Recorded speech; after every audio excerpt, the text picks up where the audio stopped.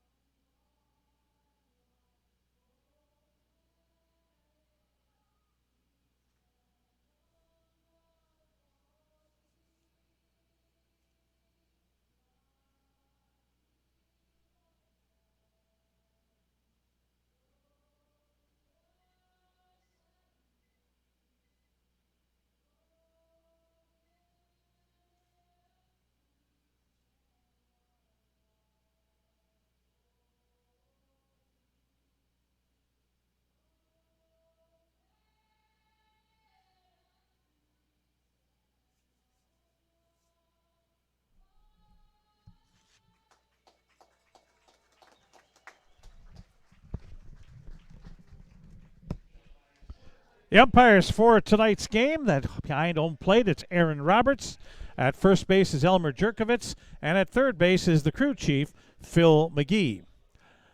For the Saskatoon Berries, defensively in the outfield from right to left. In right field, it's Ethan Murdoch. In center field, Carter Beck. And the left fielder tonight is Evan Janner. And around the infield from left to right, at third base, Mason Rell. The shortstop, Nathan Houston. Second baseman is Abiam Medina, and the first baseman, Corey Waters. The catcher is Rudy Gonzalez, and the pitcher tonight, starting pitcher for the Berries, is Robert Bonilla. Robert Bonilla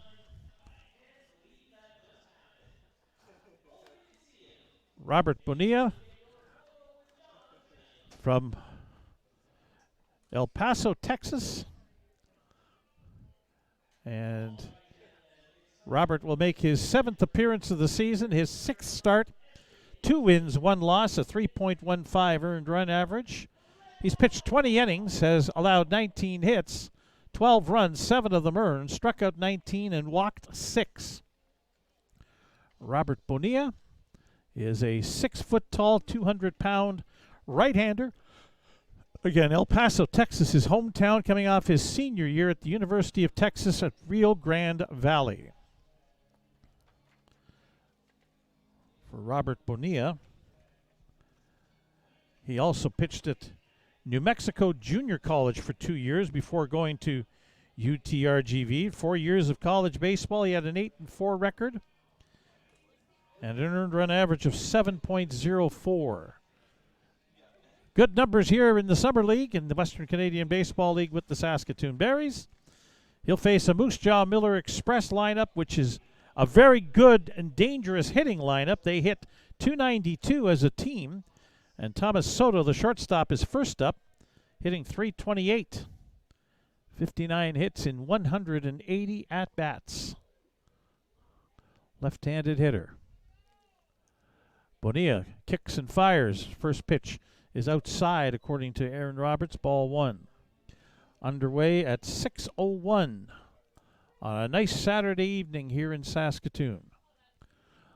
Bonilla comes back and delivers down low, 2-0. Partly cloudy skies in Saskatoon, 23 degrees Celsius. Actually, we'll update that. That's the 5 o'clock conditions. 22 degrees now. Wind out of the west-northwest at 11 kilometers an hour.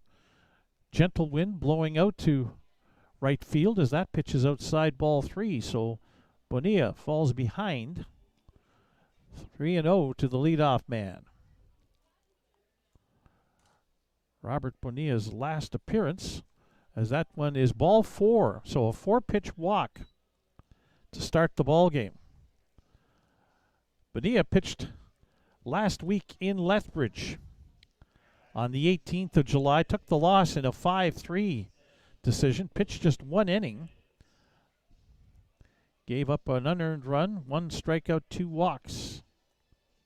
Prior to that, he pitched 2 innings against Weyburn in a 4-2 win, but did not get the decision. First pitch to William Edwards, the designated hitter, is a strike. Edwards hitting .344, 67 hits in 195 at-bats.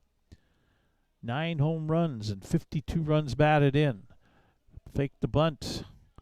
Takes it down low, ball 1.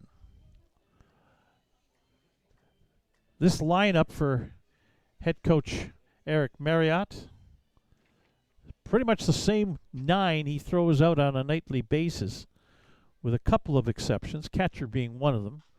Line drive will be slicing foul up the first baseline. Strike 2, 1-2 the count on William Edwards. Austin Gurney, the first baseman, on deck. But everybody in the Moose Jaws lineup tonight is a 300 hitter or better, with the exception of the cleanup man, Eduardo Saenz. Bonilla with a 1-2 advantage. Soto takes off, swung on and hit up the right side, and that will dribble its way into right field. And Soto, who was running with the pitch, will make his way to third. So a run-and-hit situation turns out right for the Miller Express, the second baseman for the Berries. Abian Medina was covering the bag at second when Soto took off, and that left a wide open gap on the right side of the infield. And Edwards didn't get great wood on it, but had enough to get it through the infield and into right field. So runners on first and third with nobody out. And Austin Gurney coming to the plate. 4-year veteran of the Miller Express, hitting .354. 69 hits in 195 at-bats. 3 home runs and 51 runs batted in. First pitch in there for a strike. Defensively, middle infielders, Houston at short and Medina at second. They're playing pretty much all the way back at double play depth. Mason Rell at third base, just behind level with the bag. Hit up towards the pitcher's mound. Bonilla takes it, throws on to first. He checked on Thomas Soto, the runner at third first, and gets the out as Edwards advances to second. So there's runners on second and third with one away. And it'll bring up Eduardo Saenz. That's a big out to get for Bonilla without allowing a run. Now Eduardo Saenz, the third baseman, hitting .284, 46 hits in 162 at-bats, 6 home runs and 28 runs batted in.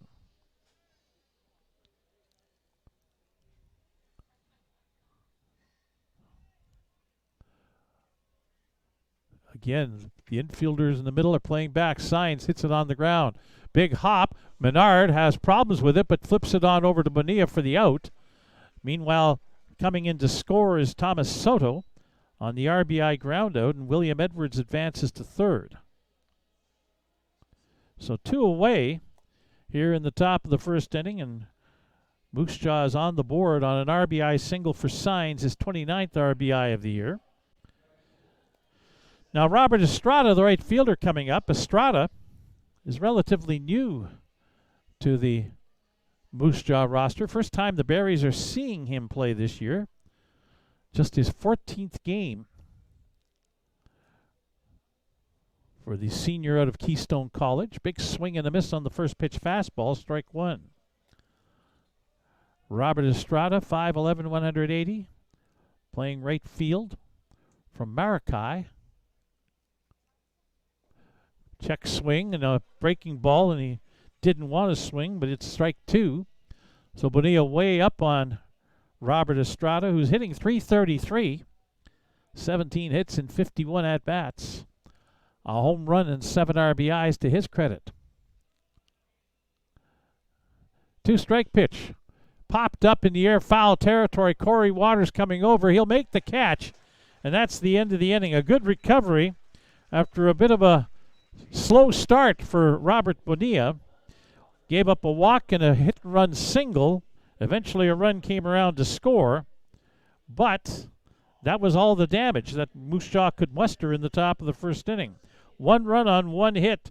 There were no Berries errors, and 1 runner left on base. After a half an inning, Moose Jaw 1, Saskatoon coming to bat. You're watching Berries baseball on FloCollege.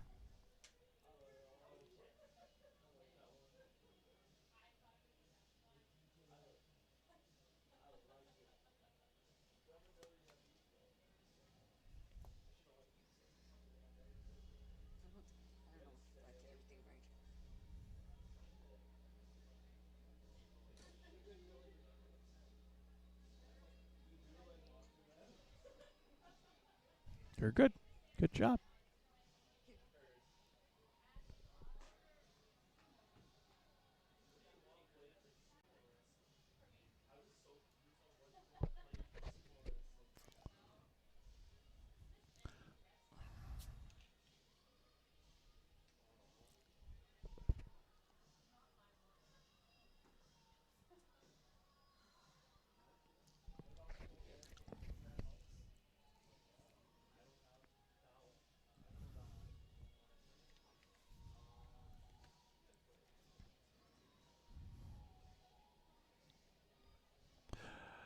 Bottom of the first inning here at Next Gen Patch at Cairns Field. Saskatoon Berries trailing the Moose Jaw Miller Express 1-0. As Carter Beck, Ethan Menard, and Abiam Medina will come up to face Jacob Glazner. Jacob Glazner, the starting pitcher tonight for Moose Jaw. He is from Apache Junction, Arizona. 6'2", 185-pound left-hander coming off his sophomore year at College of the Desert. Glazner will make his 7th appearance of the season, 5th start. A 1-0 record with a 6.00 earned run average. He's only pitched 12 innings. Allowed 18 hits, 8 runs, all earned. Struck out 6 and walked 3. Glazner last pitched at home against Regina on July 21st, pitching an inning and giving up 3 earned runs on 5 hits to the Red Sox. He has pitched once against the Berries this year, back on July 2nd here at Next Gen Patch at Cairns Field. An 8-7 Berries win. He pitched 1 inning, gave up 1 hit, and 1 walk. No runs. So Jacob Glazner, a left-hander, will face 2 lefties here for sure in the bottom of the first inning. The first one of those is Carter Beck, the center fielder for the Berries. Beck shows bunt and bunts it foul towards the first base backstop. Strike 1. Carter Beck going into last night was hitting .362. 50 hits in 138 at-bats, 8 home runs, 37 RBI. We'd like to have the updated stuff, including last night's stats, but that's one of 3 games last night, as this one smacked into right field in the ground, and a base hit for Carter Beck. That was one of 3 games last night that did not get reported and put into the record of the Western Canadian Baseball League for whatever reason. Another one of them was Okotoks. Apparently they won their game last night at home by a score of 4-1, according to their social media. And I do know from the Berries social media that the Berries did win last night in Swift Current 8-4. Ethan Menard, first pitch swinging. Misses, strike 1. Menard going into last night was hitting .404. A league-leading .404, 57 hits in 141 at-bats, a league-leading 12 home runs with 37 runs batted in. Beck at first base. Menard fouls that back to the screen, and he's quickly behind Glazner, 0-2.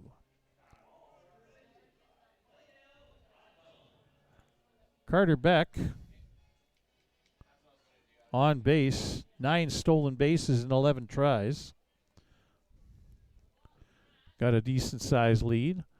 Glazner. This one's well hit to left field. It is up. No, it's off the fence. Beck was running all the way. He'll pull up at third base, and the ball back into the infield, restricting Menard to a long single. Beck around to third.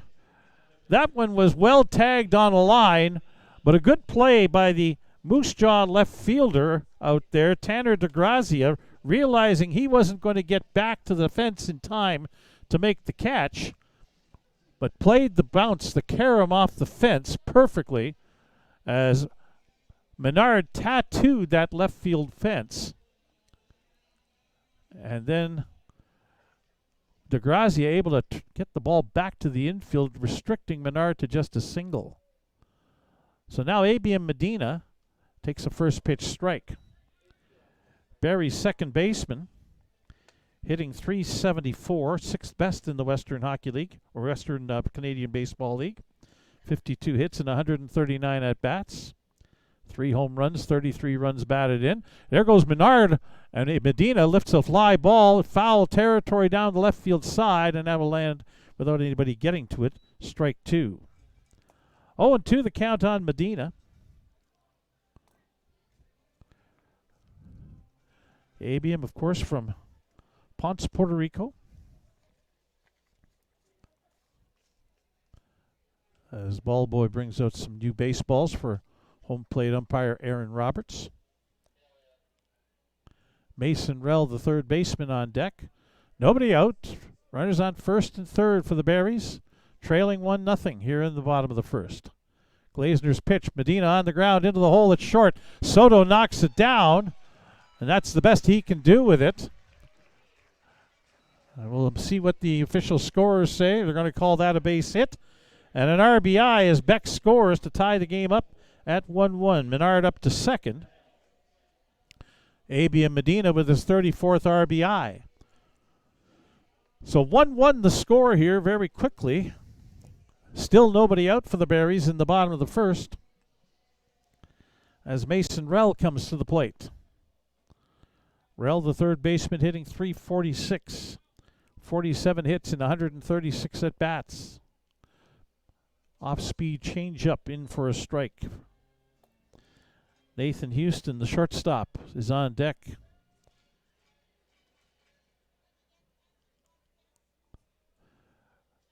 Those numbers I quoted about Rell, not including last night. Couldn't tell you if he was in the game last night even. Fouls that off to the screen. Glazner's throwing strikes. If there's one thing I can tell you for sure right now, he is yet to throw a ball. He's thrown 10 pitches. All of them have either been a called strike, a swinging strike, a foul ball, or put in play.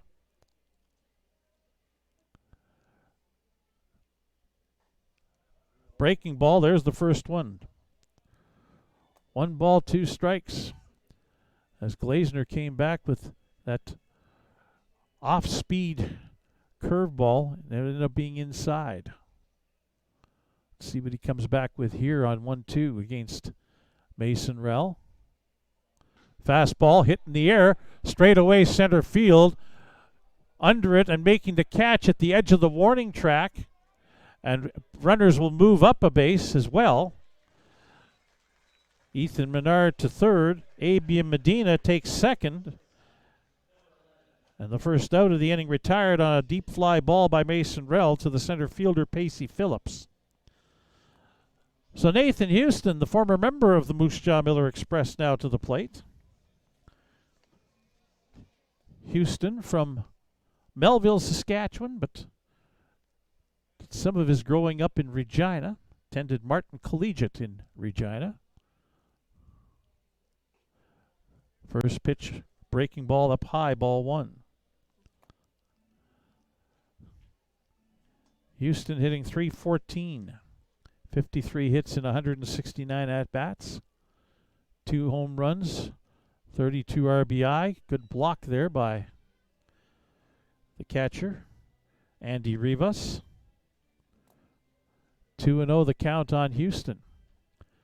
Jacob Glazner, left-hander, takes to the back of the mound and regroups mentally before getting back and ready to go. 2-0 pitch. Swing and a miss, strike 1. Ethan Menard at third base. Abian Medina at second. 1 away in the bottom of the first inning.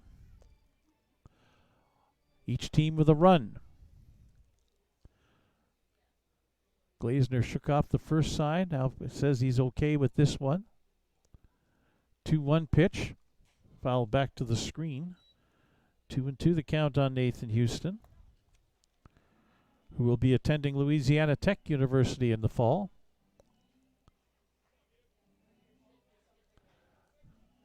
Spent his first 2 years of college eligibility at Arizona Western College.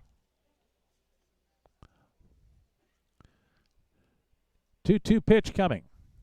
Swing and a miss, strike 3. 2 away now for the Berries.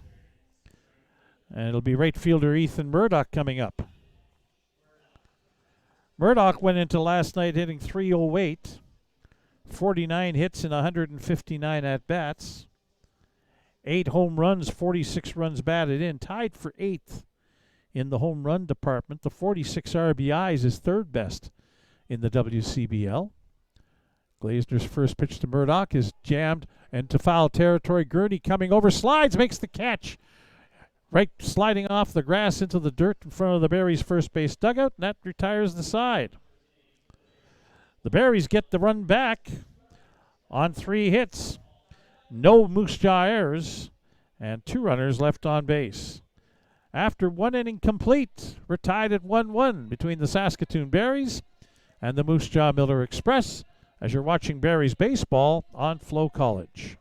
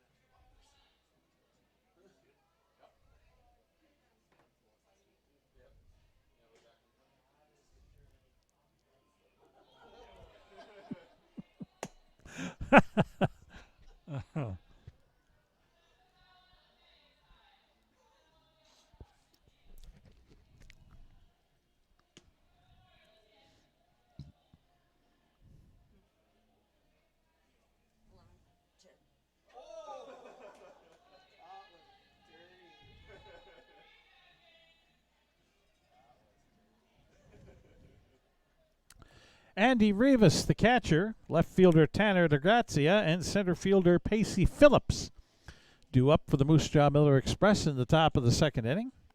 Facing Robert Bonilla, the Saskatoon Berries starting pitcher tonight. The Berries are under the direction tonight of assistant coach Araben Gutierrez and pitching coach Ryan Olcheway. Olcheway brought out the lineup to home plate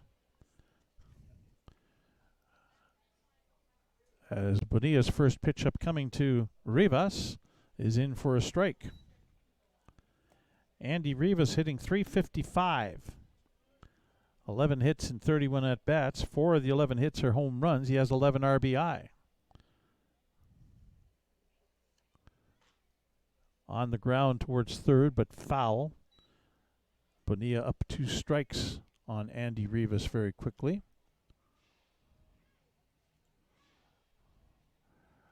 This is Rivas' 11th game with Moose Jaw, a late arrival from Bronx, New York. 5'11", 200-pound catcher coming off his senior year at Keystone College. This one hit on the ground towards third. Mason Rell picks it and throws on to first, across the diamond. 1 away. Brings up the left fielder Tanner DeGrazia, hitting .326, 56 hits and 172 at-bats. He's got 5 home runs and 32 RBIs, does DeGrazia. From Rochester, New York, coming off his junior year at Pomona College. Breaking ball down low, ball 1. Mentioned the Miller Express hit the ball well. .292 average as a team. An .820 OPS, on base percentage plus slugging percentage. There's a strike. Both of those are 5th best in the league. They've stolen 76 bases, tied for 6th in the league with Sylvan Lake. And they've hit 40 home runs, which is 6th in the league. Swing and a miss. 1-2 now the count on DeGrazia. Where the Miller Express, who are 5 games below 500, run into trouble as their pitching staff gives them some issues. Bonilla ready to deliver a 1-2 pitch. Breaking ball outside, 2-2. Miller Express are 10th in the league in ERA. Of course, there's 12 teams. That's 7.44. They have the 2nd worst batting average allowed against their pitchers. DeGrazia puts this one on the ground. Waters will take it, flip it over to Bonilla covering, and there's 2 away. So Pacey Phillips, the center fielder, will come up now. Just to continue on the thought about the Moose Jaw pitching, the whip for the team is 2nd worst in the league at 1.88. They do have 370 strikeouts as a staff, tied for 5th in the league with Regina. Left-handed hitting Pacey Phillips coming to the plate from Kerrobert, Saskatchewan. 5'9", 180-pound left-handed hitter coming off his freshman year at Bismarck State. First pitch swinging, bounces it back off the glove of Bonilla, who picks it up, throws on to first, not in time. Bonilla thought he had himself an out when it was hit right back to him, but off the glove and not spilled off to his right towards third base, and by the time he recovers, it'll be a base hit for Phillips, who has good speed. So now Ben Wallachek, the second baseman, up to the plate. Wallachek hitting .307, 43 hits and 140 at-bats. 16 runs batted in for the second baseman out of Wichita, Kansas. First pitch blocked neatly by Rudy Gonzalez, the catcher. Gonzalez catching again tonight. Balin Sorensen getting a night off. Ethan Menard's not in the field. He's the DH this evening.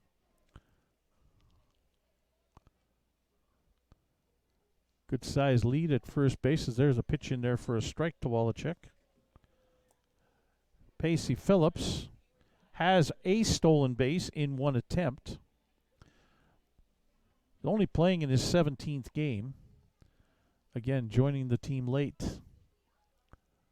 Swing and a miss by Wallachek. 1-2. And now with the 2 strikes and 2 outs, PA announcer Simon Hyatt here at the ballpark at Next Gen Patch at Cairns Field, urging the crowd to get loud, help Robert Bonilla get out of the inning. 1-2 pitch is hit on the ground towards third. Foul. Mason Rell made the play. A nice throw, but foul ball, and the count holds at 1 ball and 2 strikes. Top of the order, Thomas Soto on deck for Moose Jaw if he gets the opportunity.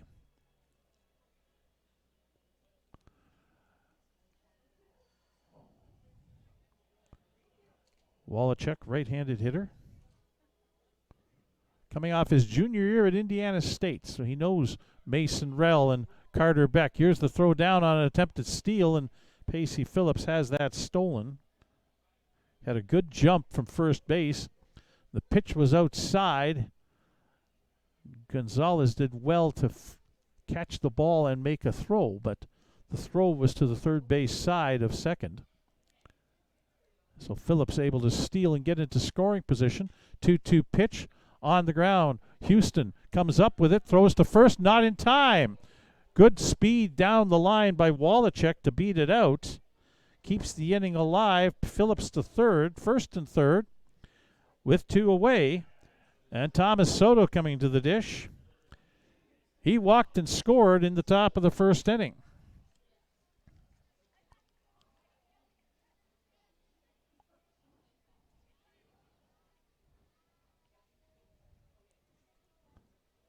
Soto scored his 61st run back in the first inning, which leads all players in the league. He fouled the first pitch back for a strike. In fact, Soto has more runs scored than hits, which is indication he gets on base a lot.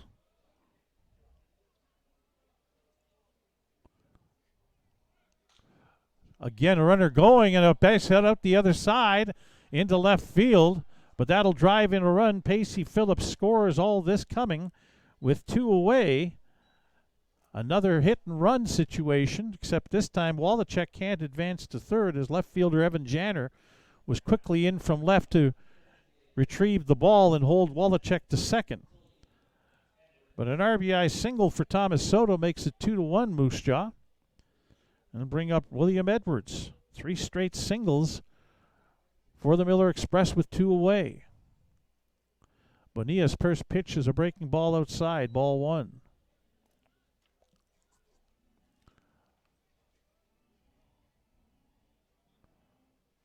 William Edwards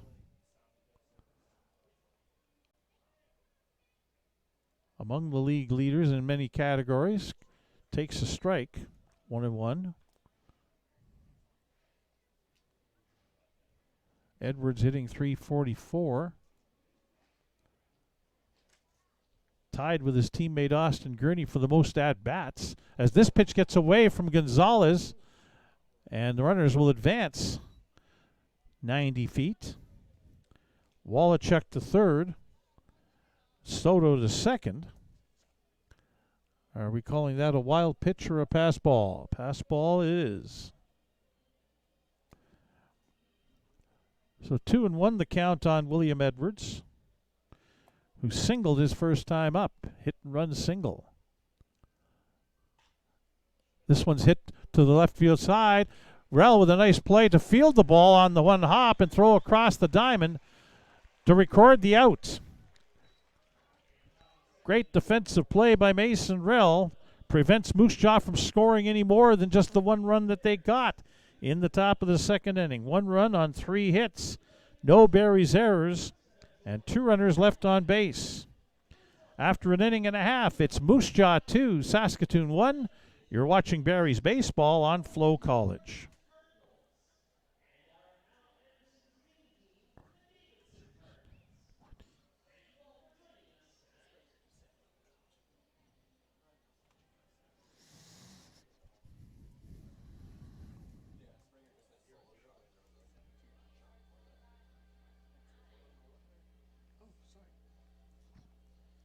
Okay.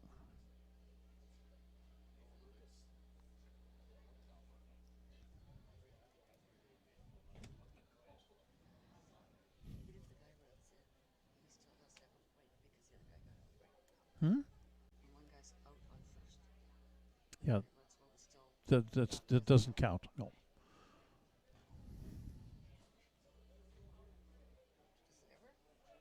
It can be, yeah.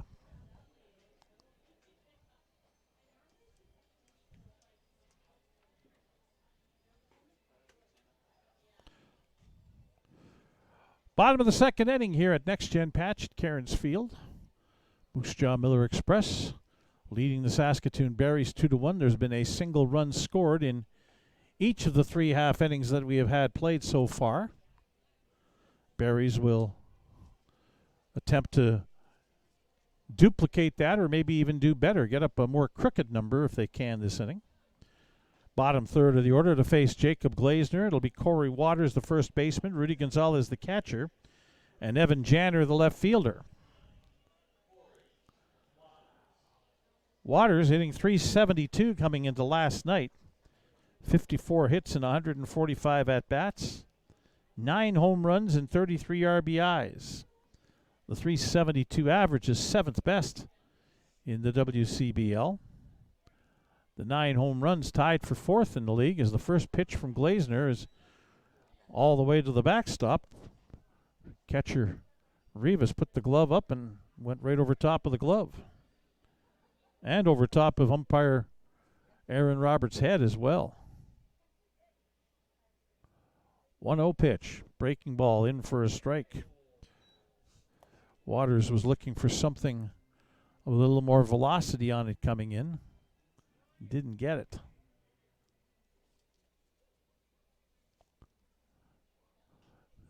Cues that foul at the plate.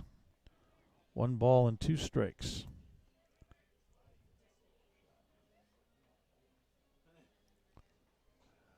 Jacob Glazner with the baseball on the mound, ready to deliver again to Saskatoon product. Corey Waters, 1-2 pitch. Inside, maybe a touch low. 2-2. Andy Rivas tried to frame it for home plate umpire Aaron Roberts, who wasn't biting. Glazner ready to go again. 2-2 pitch on the ground towards third.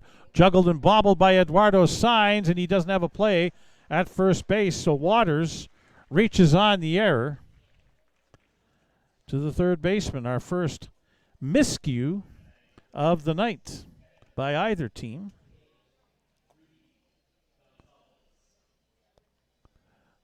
Rudy Gonzalez to the plate now. Gonzalez appearing in his 10th game with the Berries since joining the team. Talked with him last game. He was coming off some health issues. Takes a first pitch strike over the last season.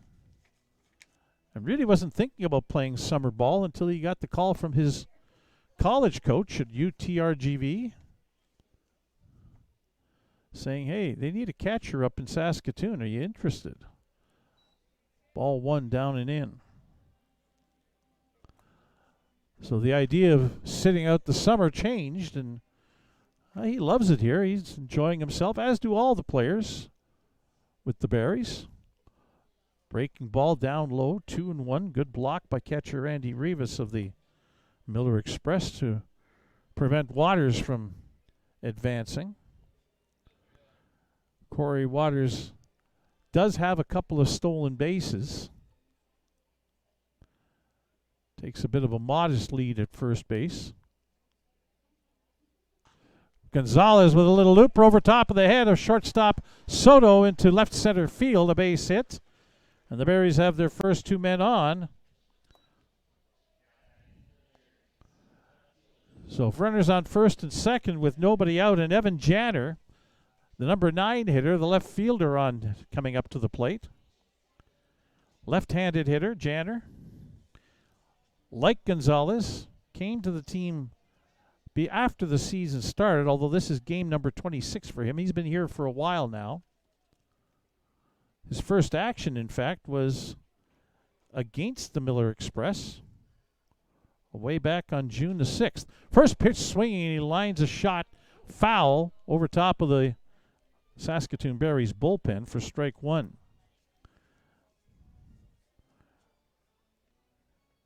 Janner didn't get a hit in his first 6 games, went 0 for 20 before he got a safe base wrap. He's recovered pretty nicely since then, hitting .241, 20 hits and 83 at-bats. Glazner's pitch is in for a strike, a breaking ball. Off speed. Nobody out, bottom of the second inning. Corey Waters on second base, Rudy Gonzalez on first. 2-strike count on Evan Janner. Carter Beck is on deck. Janner pops this one up. Infield fly is called. Soto right around the bag at second, makes the catch. And there's one away. So now it's Carter Beck. Singled and scored the Berries' run last inning.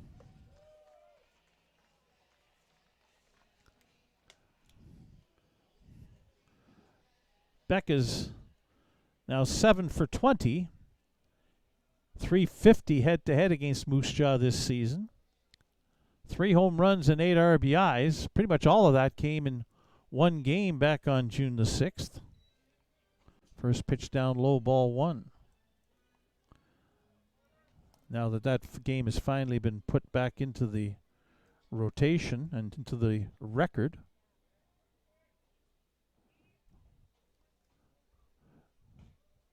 Strike called on a fastball, 1-1.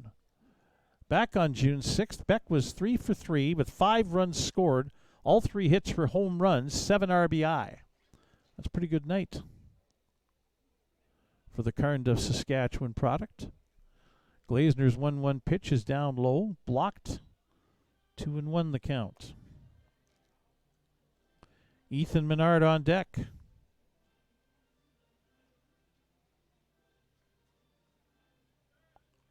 Glazner behind the mound, rubbing up the ball.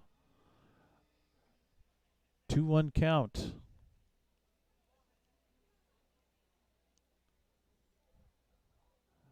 Checks the runners, kicks and delivers. On the ground towards the middle of the diamond. Off the glove of Ben Wallachek, and he's got no play. Let's see what they say. They're going to give Beck a base hit on that. And loads it up with one away for Ethan Menard, who loves these situations. He tattooed the left field fence in the first inning with a line drive over the head of the left fielder. He's now 10 for 19 this season against Moose Jaw. First pitch on the inside corner for a strike. Menard actually jumped back from the pitch, thinking it was inside. And home plate umpire Aaron Roberts says, no, that caught a corner.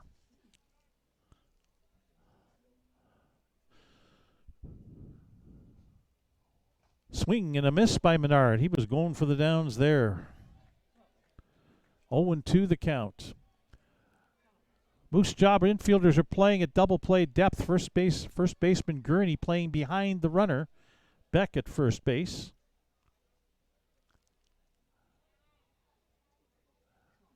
Two strikes, and now Glazner steps off, trying to come together with catcher Andy Rivas as to what they're going to throw here. One away, 2 strikes. The base is loaded. Inside this time, 1-2. Abia Medina, the second baseman, on deck.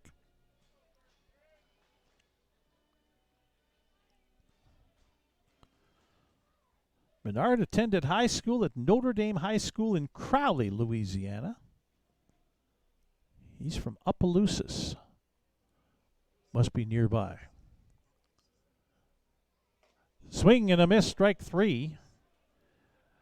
That's a second strikeout of the night for Jacob Glazner, and a big second out for the Miller Express to get here in the Bottom of the second inning as ABM Medina comes up. He singled and brought in Carter Beck with his 34th RBI of the year back last inning.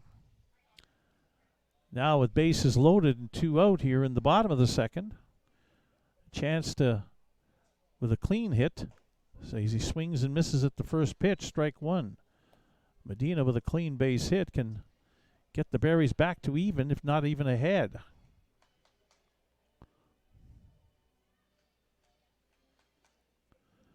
Jacob Glazner kicks and delivers. Foul back to the screen, and Medina is down 2 strikes.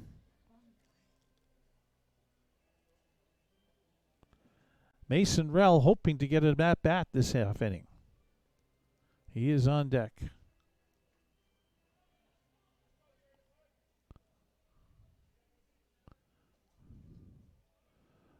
Glazner checking, gets his sign. Delivers on the ground towards shortstop Soto. He'll go the easy way to second for the out, and Moose Jaw gets out of the inning. For the Saskatoon Berries, in the bottom of the second inning, no runs on 2 hits.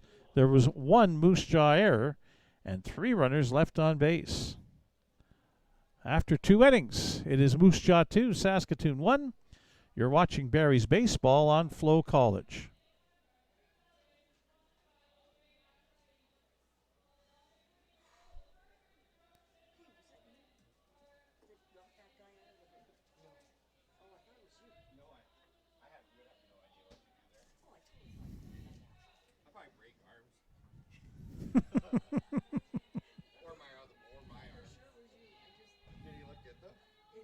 Oh, yeah. Look. Oh, sorry, it was me. Okay. Sure. Yeah.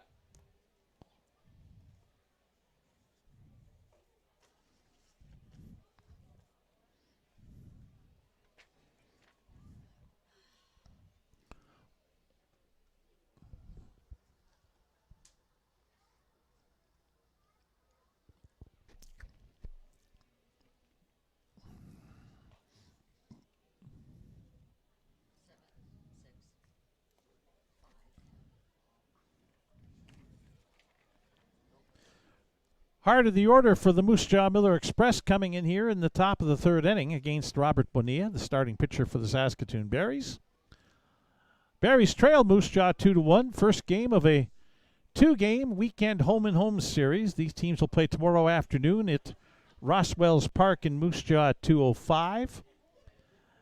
Then the Berries are back home to face the Weyburn Beavers on Tuesday and Wednesday at 7 o'clock both evenings. So we're getting down to the final 10 games or so of the regular season for all 12 WCBL teams. Again, a Berries win tonight or a Medicine Hat loss gives the Berries first place in the East Division. Bonilla to face the first baseman Austin Gurney. Takes a called strike at the knees on the inside corner. Gurney grounded back to Bonilla back in the first inning. Breaking ball is high, up and outside, ball 1-1. Austin Gurney is in his 4th year with this franchise, the Moose Jaw Miller Express, from Campbell River, BC. Line drive left field. Evan Janner is there, reaches up, makes the catch. 1 away. Eduardo Saenz will come up. Moose Jaw third baseman. Grounded out to Corey Waters at first base. Back in the first inning. Saenz comes in on a 3-game hitting streak. He's 4 for his last 14, hitting .286 in that time. Saenz from Laredo, Texas. First pitch strike, breaking ball from Bonilla. He attends Texas A&M International, as does ABM Medina and Nomar Prieto from the Berries. 1 strike. Breaking ball again, low and away, ball 1. Aaron Roberts is the home plate umpire tonight. Elmer Jerkovitz is at first base. And Phil McGee is the crew chief down the third base line. Low, 2-1, just below the knees, according to home plate umpire Roberts.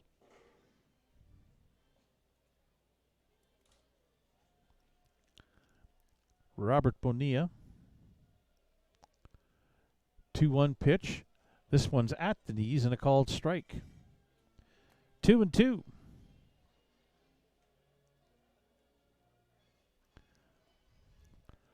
Unofficially, Bonilla will be delivering his 42nd pitch of the night. A 2-2 delivery. Coming up right now to Eduardo Sainz. Breaking ball, Sainz holds off, and a full count. First time tonight that Bonilla has gone full in an at-bat.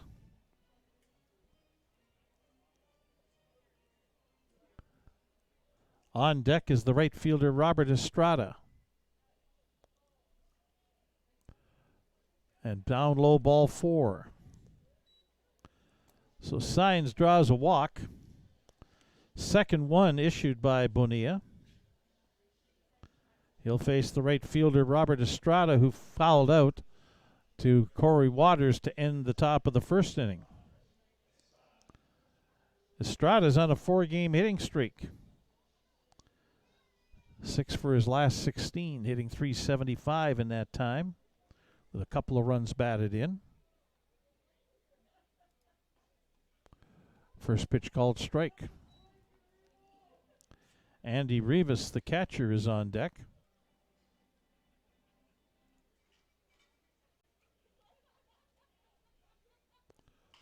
This one is looped into right field.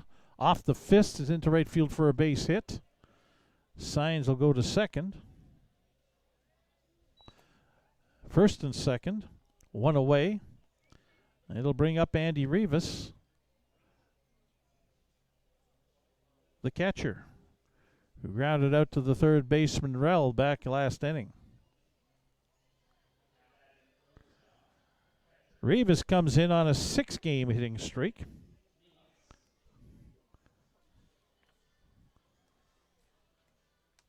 Hitting .526 in that time.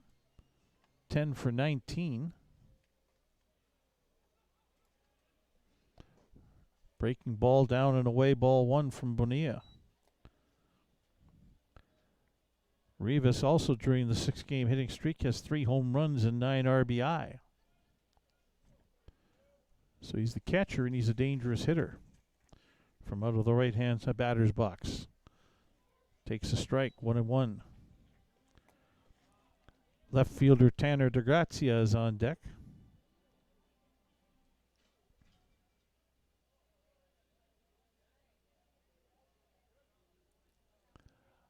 Swing and a miss on a breaking ball. Took a little off of that one, 1-2.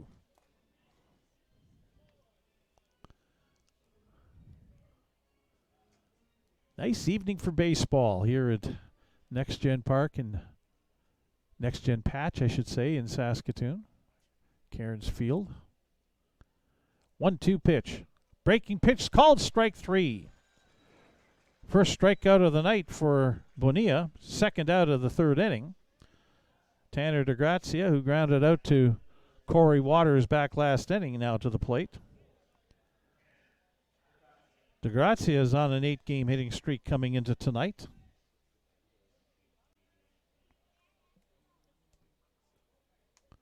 Hitting .424 in that time, 14 for 33. First pitch swing on the ground. Shortstop Houston with it. Throws on over to first in time, and that retires the side. Couple of runners left on base for Moose Jaw. A hit and a walk. No Barry's errors. And after 2.5, it is Moose Jaw 2, Saskatoon 1. You're watching Barry's Baseball on FloCollege.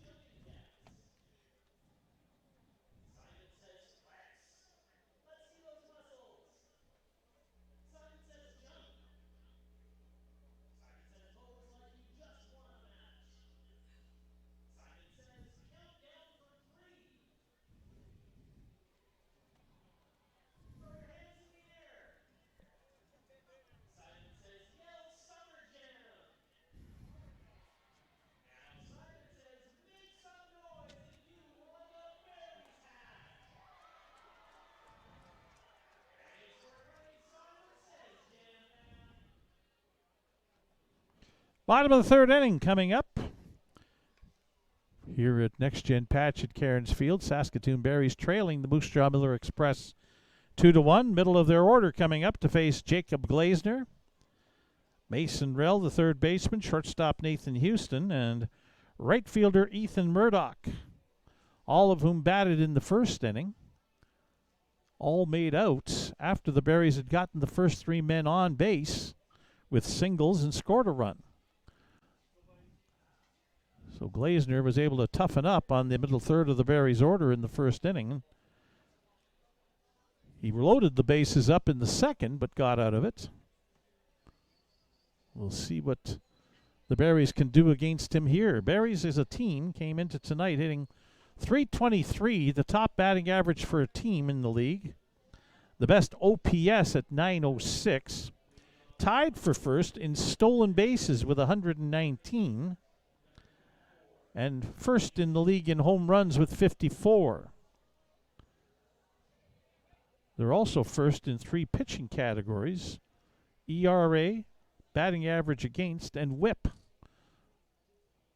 When you're 39-7, you should have some pretty good stats to back it up. Mason Rell, a line drive, past the diving Thomas Soto at shortstop into left field, and a leadoff single for Rell on the first pitch swinging.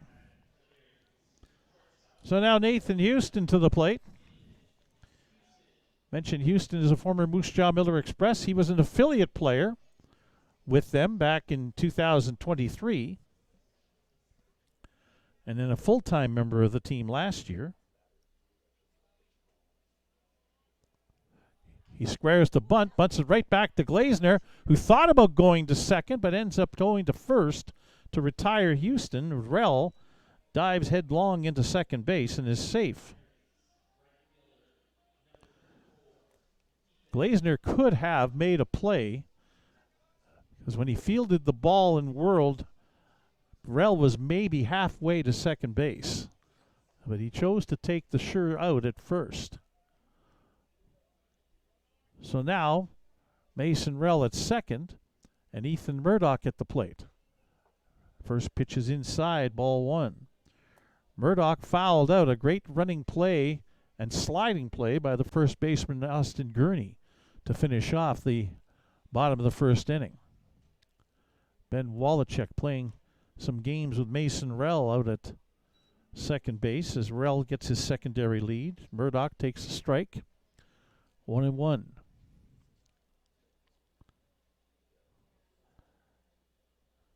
Murdoch 8 for 23 this season head-to-head against Moose Jaw. Fouls that pitch over the first base bleachers out of play, 1-2. Let's see. 8 for 23 is 348.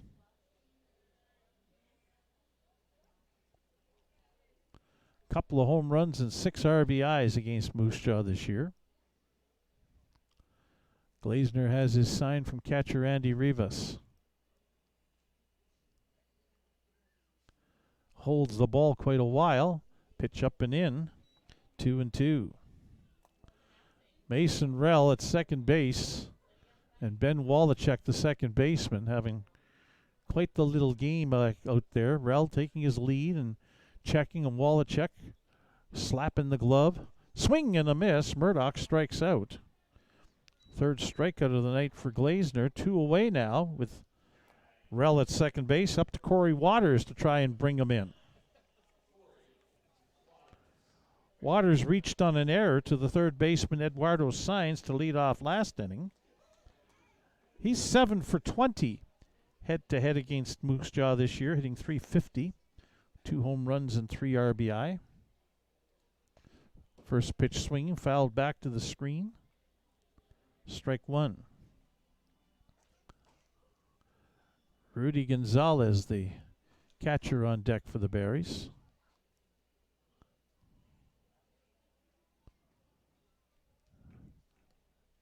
Jacob Glazner deals, and that's fouled back by Waters again. 2 strikes. 2 away, 2 strikes. Runner on second for Saskatoon here in the Bottom of the third inning. 2-1. Moose Jaw with the lead. Saturday night baseball from Next Gen Patch at Cairns Field. Glazner's 2-strike pitch. Waters tomahawks that into right field. Going back, and a catch made by Robert Estrada. Looking up into the sun, was able to track it and makes a running catch to retire the side. 1 hit and 1 runner left on base for Saskatoon in the bottom of the third inning. No Moose Jaw errors. After 3, it is the Miller Express 2 and the Berries 1. You're watching Saskatoon Berries baseball on FloCollege.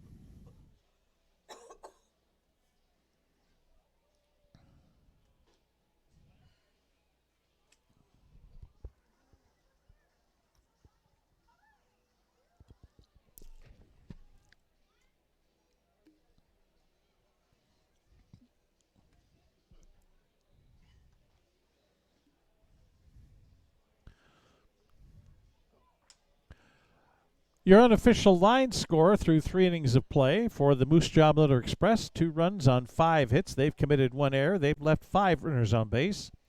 For the Saskatoon Berries, 1 run on 6 hits. They have not committed an error, and they've left 6 runners on base through 3 innings.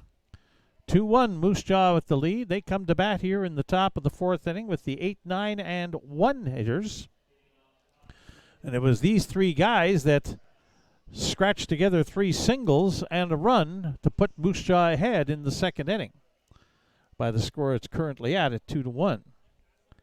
Pacey Phillips singled, stole a base, scored on Thomas Soto's single.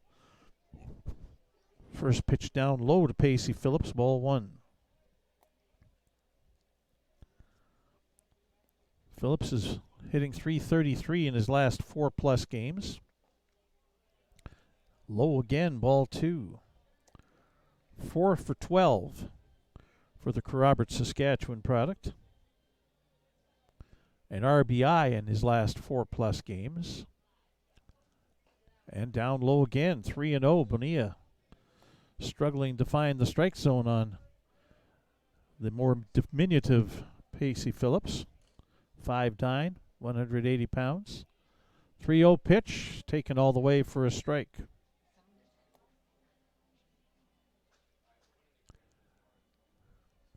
Now the left-handed hitter digs in. Still got the count in his favor. Fouls a pitch off at the plate. Count full at 3-2.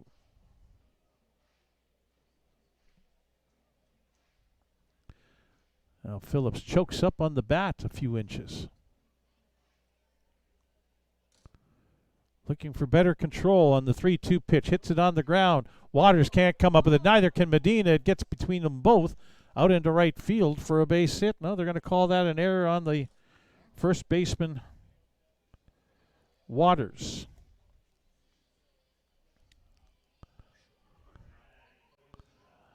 So now it's Ben Wallachek coming to the plate. Wallachek singled his first time up and was left on third when William Edwards grounded out to third.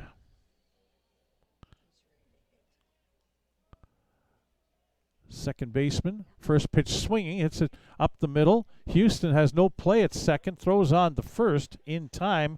It was close. Wallachek runs really well up the line. He beat out a play in the 2nd inning when it looked like there was going to be a chance to get out of the frame, and the Berries were unable to. So Phillips to second, 1 away, and back to the top of the order for Thomas Soto, who singled and drove in a run, his 29th RBI back in the 2nd inning. 1 for 1. He's been on base both times. Walked in the first, singled in the 2nd inning. Shows bunt, pulls it back outside, ball 1. Soto from Round Rock, Texas, coming off his junior year at the University of Texas at Dallas campus. 5'10", 170-pound switch hitter. Says that one's outside, and he's right. 2 balls, no strikes.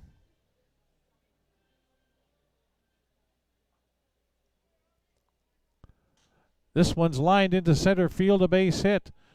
Carter Beck up with it. They're going to put the stop sign up at third.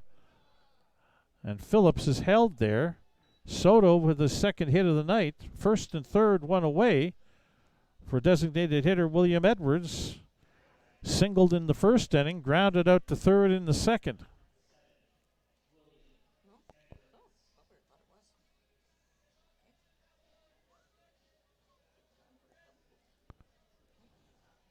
That's 6 hits tonight for Moose Jaw, 6 hits for the Berries. Soto at first pitch in there for a strike on William Edwards.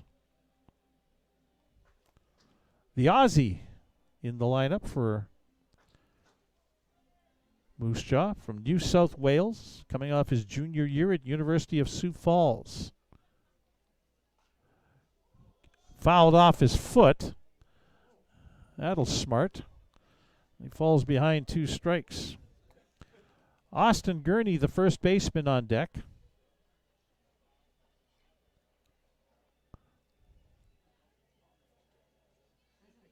It's off his right foot, which doesn't have a pad on it. See if he hits one on the ground, whether it affects his running to first base or not. 2-strike count here on William Edwards for Robert Bonilla. Soto takes off outside, and they won't throw through. In fact, they don't throw at all. Soto with a stolen base. Pacey Phillips holds at third. 1 ball and 2 strikes as Soto with his 18th stolen base of the year. 1-2 the count now on Edwards. He'll reach out and get the ball on the ground. Rell up with it, throws on to first. That was his only play as Pacey Phillips scores to make it 3-1. Soto advances to third. Edwards just got a bat on it and was able to dribble it past the pitcher Bonilla, and a good play by Rell coming over to field the ball and get the throw on to first in time. So now Thomas Soto, the runner on third. Austin Gurney coming to the plate, 0 for 2, grounded back to the pitcher and flew out to left his last time up. Gurney with 51 runs batted in. Edwards just picked up his 53rd RBI as a strike to Gurney from Bonilla. Down the right field line, there's action in the Berries bullpen. Clavert Martina is up throwing.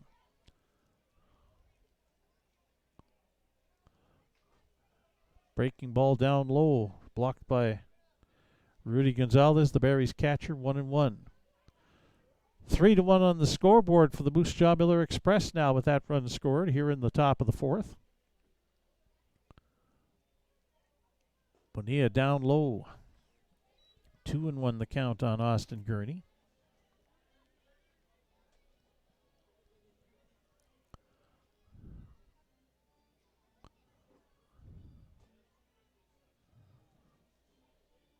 Bonilla's pitch count starting to get up there a little. Closing in on 70 as that one is outside. And now he's feeling something. And that may require some look. Yeah, Rudy Gonzalez calls for some help, and out comes Casey Marcinque, the athletic therapist, along with pitching coach Ryan Olcheway. Robert Bonilla, after releasing that pitch, felt something, possibly in his right side or his right arm. Not sure just what, but he was wincing with pain coming off the mound. 3-1 the count on Austin Gurney, with 2 away here in the top of the 4th inning, and Clavert Martina has been throwing, so it won't take him long to get ready to go if need be here right now. And that is indeed going to be it for Robert Bonilla. So Clavert Martina going to come into the game.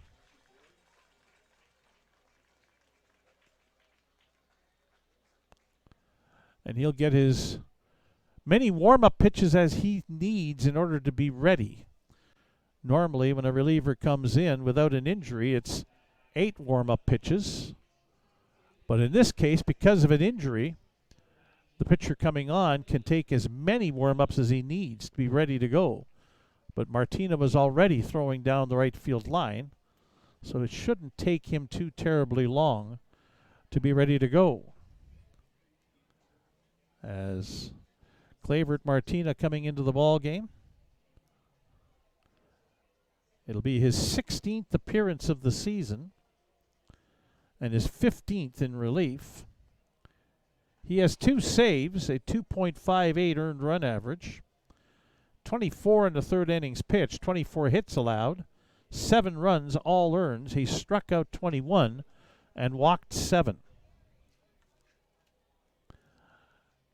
Clavert Martina is from Curacao. 6'2", 200-pounder, coming off his senior year at Eastern New Mexico University. So for Robert Bonilla, 3 2/3 innings pitched. He's allowed 6 hits.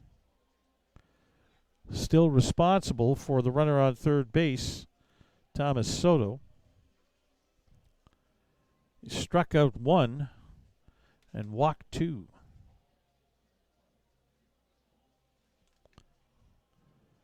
Faced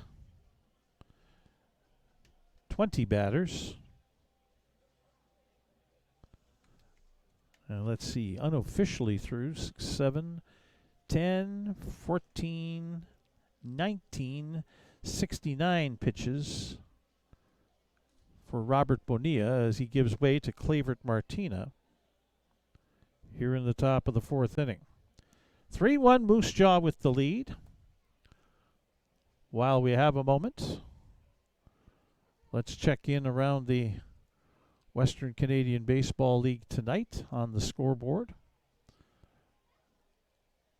First game of a doubleheader final in Regina. Weyburn beats the Red Sox 5-2.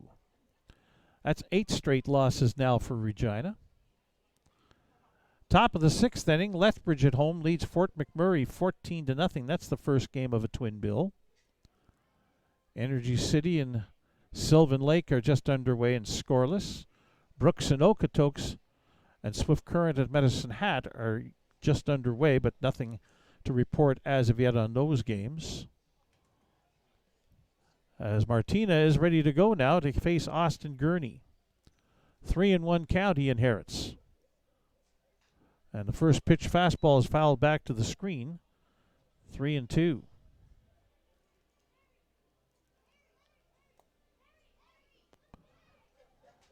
Eduardo Saenz, the third baseman, is on deck. Martina, full count pitch, is out inside on Gurney. Ball 4. So a walk puts runners on first and third with 2 away and brings up Eduardo Saenz. Saenz walked his last time up. Grounded out to the first baseman, Corey Waters, back in the first inning. Saenz 6 for 19 with a home run and 9 RBI head-to-head against the Berries this year.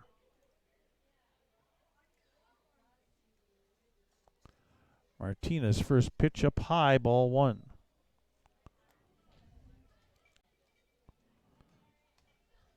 Six for 19 is 316 head-to-head. It's nice to remember to put the calculator up on the laptop. I can figure things out pretty quickly with that help. Up high and inside, 2-0 to Saenz. Robert Estrada, the right fielder, is on deck.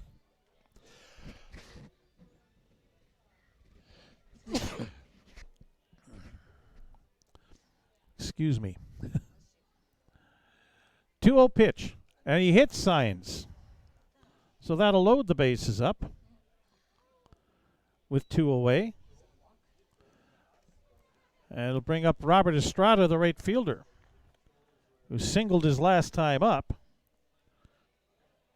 He's 1 for 2. That single last inning extended his hitting streak to 5 games, during which he is now 7 for 17.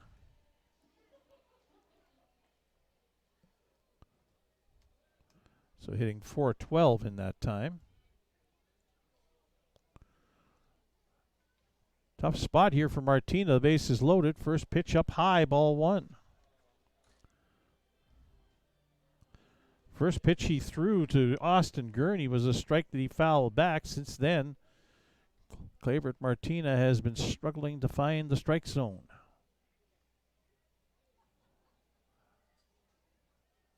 One 0 pitch. That one's in for a strike. Looked like he took a little something off of that fastball to make sure he got it in the strike zone. 1-1. Catcher Andy Rivas on deck. 1 run in, but the ace is loaded here for Moose Jaw in the top of the 4th inning. 1-1 pitch. Strike 2 called. And now he's found the range. See if he can finish it off here.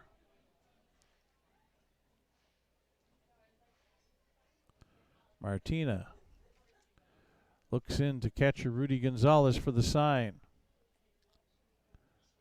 The 1-2 pitch popped up in the air towards the first base dugout. Waters coming over, makes the catch over top of a sliding catcher Rudy Gonzalez. That could have been dangerous, but luckily everybody's okay, and the out is recorded to end the inning. In the top of the 4th inning, though, for the Moose Jaw Miller Express, they had a run on 1 hit. There was 1 Saskatoon Berries error and 3 runners left on base. After 3.5, it's Moose Jaw 3, Saskatoon 1. You're watching Berries baseball on FloCollege.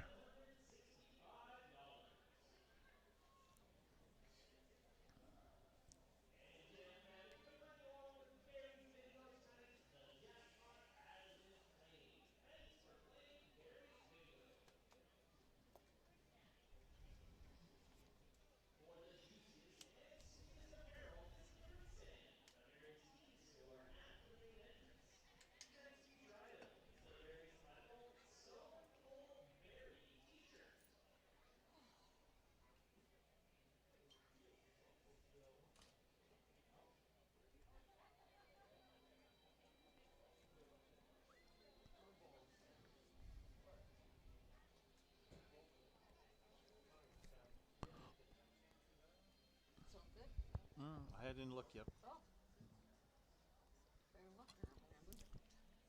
Yep, hang on.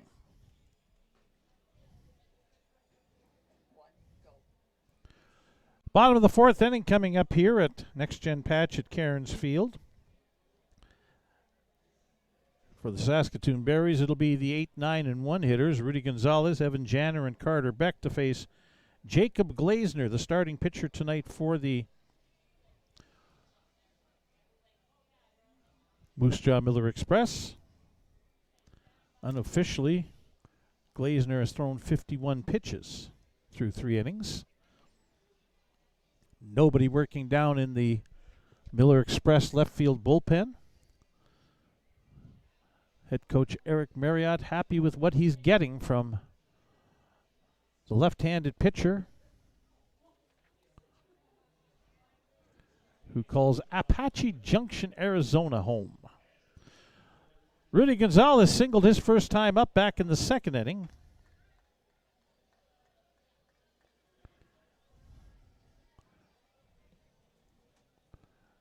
For Rudy, he is 7 for 26 now on the year, which is .269. And 3 for 5 head-to-head against the Miller Express. The first pitch, breaking ball in for a strike. close the book on Robert Bonilla's night.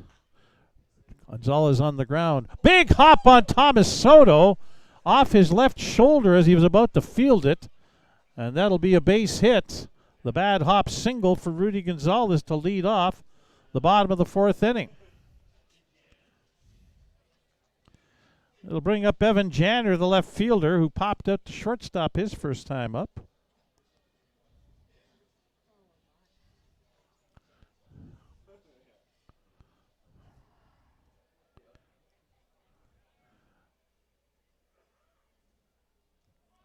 Janner shows bunt, takes a strike. So just to go back to what I was saying, close the book on Robert Bonilla. 3 2/3 innings pitched, allowed 6 hits, 3 runs, 2 of them earned. Again, Janner shows bunt. The pitch is outside, ball 1, 1-1. Bonilla leaving due to injury, and Clavert Martina coming on to finish off the top of the 4th inning. Gonzalez. Again, Janner shows bunt and jabs at the ball and fouls it off. 1-2. Bunting is one of those things that you have to know what you're doing. You can't jab at the ball. You gotta just kind of let the ball come to the bat and drop it down nice and gently. 1-2 pitch, breaking ball outside, 2-2. Top of the order for the Berries coming up. Carter Beck is on deck.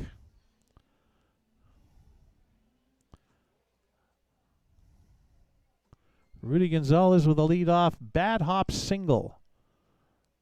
Thomas Soto didn't have a chance on that play.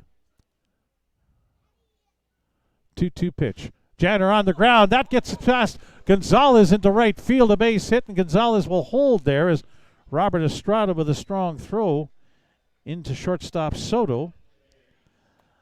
So 2 men on, nobody out, and Carter Beck to the plate. He is 2 for 2.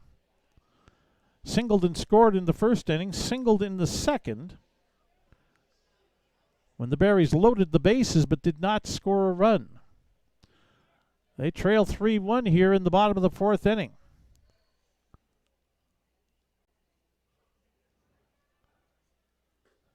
Glazner's first pitch fastball is in for a strike.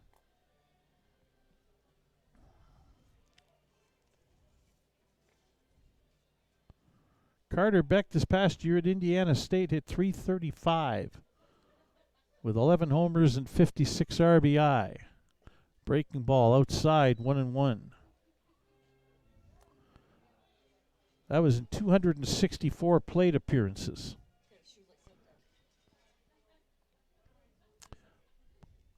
Got time on the field as Rudy Gonzalez ties his left shoe at second base.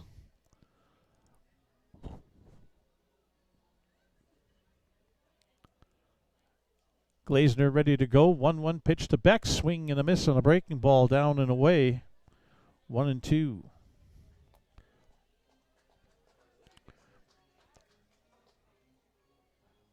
Carter Beck has only struck out 12 times in 140 at-bats this year. Anytime you can strike out fewer than 10% of your at-bats, you're doing pretty well. 1-2 pitch. Another one of those breaking balls down and away. This time Beck does not swing. 2-2 the count. Ethan Menard on deck.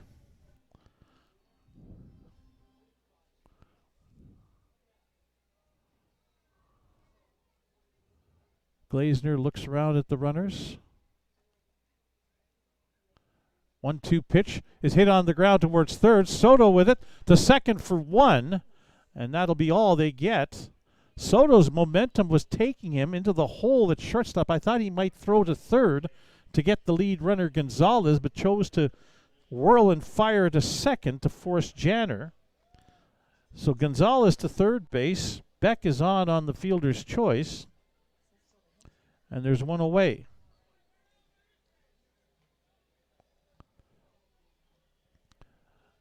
First and third, catcher Andy Rivas out front of the plate to make some signals to his infielders what to do in case Beck decides to take off for second base. Are they throwing through? Are you cutting it off? Are you faking? Menard fouls the first pitch to the screen, strike one. Singled in the first inning, struck out in the second. Darn flies in the booth. One strike pitch is inside, but Menard jumped back 1-1. He did that last time up and had a strike called on him.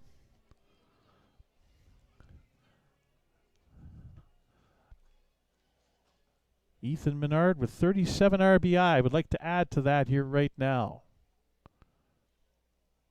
The 1-1 pitch. Beck takes off for second. Menard fouls it back to the screen, and so Beck will have to retrace his steps and go back to first base. 1 ball and 2 strikes the count on Ethan Menard. Hitting .500 against Moose Jaw this season, 10 for 20. But just 1 RBI, which is somewhat surprising. Just hasn't come up with those hits in situations where he can drive in runs. Puts this one in the air, shallow center field coming on. Pacey Phillips will dive and can't come up with the ball. Beck will advance to second base while Rudy Gonzalez scores. And they're going to call that a base hit for Ethan Menard and an RBI, his 38th of the year, making it 3-2 now for Moose Jaw. And we now have some activity down the left field line, some folks doing some stretching, getting ready to start warming up as runners on first and second with 1 out, and ABM Medina the batter. 1 for 2 tonight, singled and drove in a run in the first inning for the Berries. Grounded into a fielder's choice. First pitch down low from Glazner to Medina, ball 1.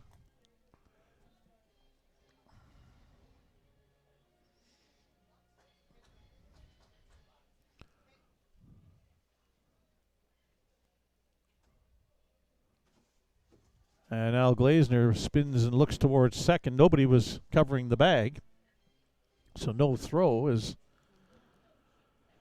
Carter Beck on second base and Ethan Menard at first.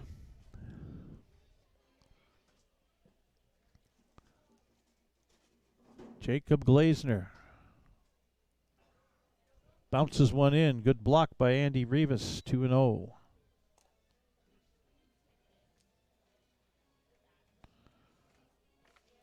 Medina this past year at Texas A&M International hit .353. 9 home runs and 47 RBI. He has some pop. 3 home runs with the Berries. 2-0 pitch. Hit in the air.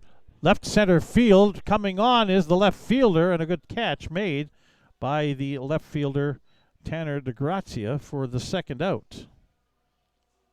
Ball held up there long enough for DeGrazia to come across from straightaway left field into short left center field to make the catch. And now Mason Rell to bat. He's 1 for 2 tonight, singled in the third inning. Flew out in the first.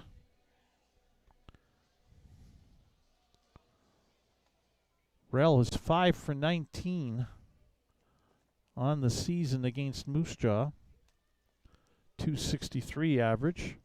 As again, Glazner steps off and looks towards Carter Beck, who's taking a pretty good sized lead out at second base.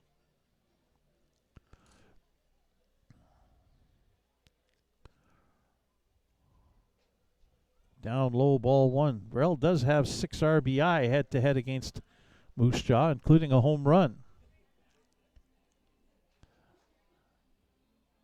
Still no actual throwing down the left field line for the Miller Express in their bullpen. Rell fouls that back. 1-1.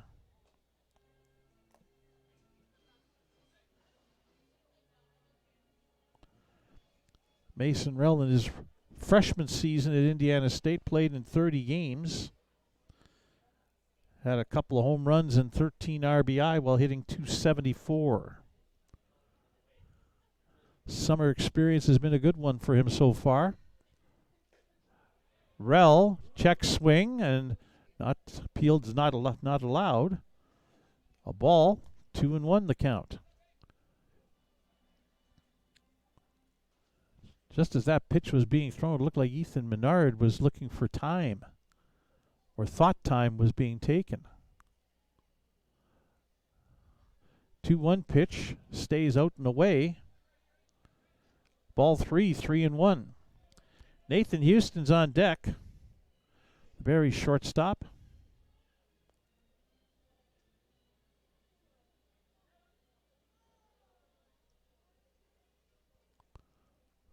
Three-one pitch. Rel fouls it off. Way up high on the screen. Full count. Upcoming, 2 away. 2 men on, 1 run in for the Berries. They trail 3-2 here at home to Moose Jaw in the bottom of the 4th inning.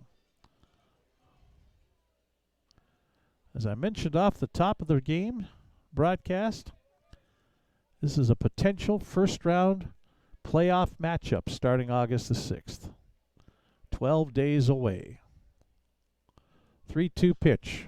Fouled off as everybody was off with the pitch. Rel stays alive at 3-2.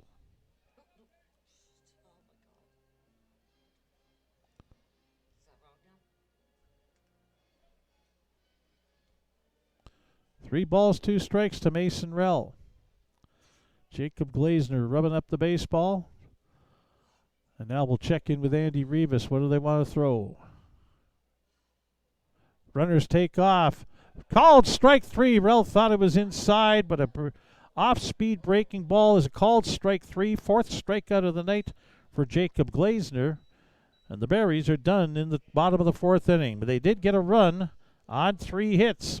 There was no errors by Moose Jaw and 2 runners left on base. After 4, Moose Jaw 3, Saskatoon 2. You're watching Berries baseball on FloCollege.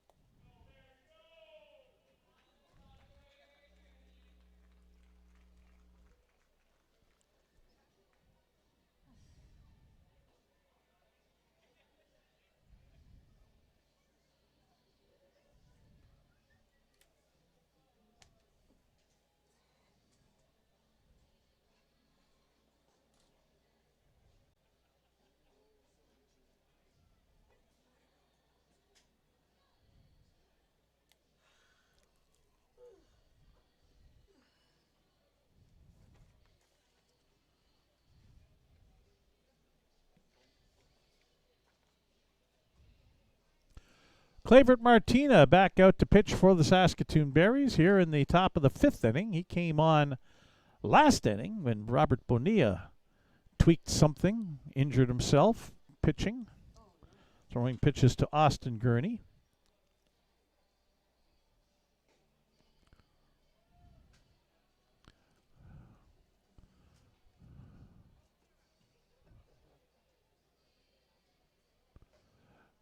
So Clavert Martina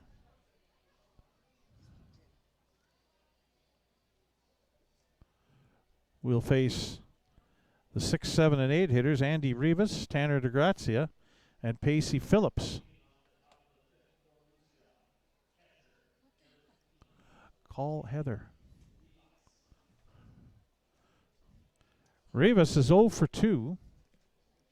Grounded out to third base and struck out.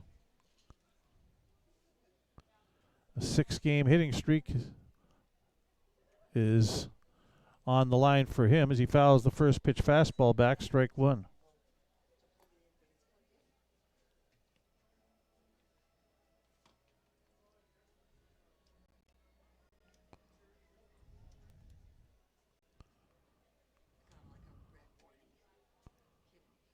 Now time is called as the ball got away from somebody down one of the fans.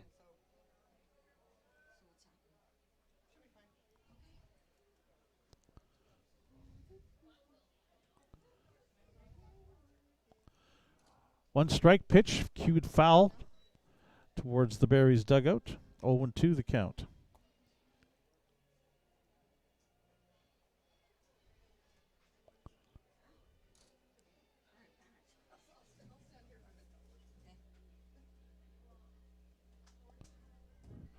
Two-strike pitch upcoming to Andy Rivas, leading off the top of the fifth inning.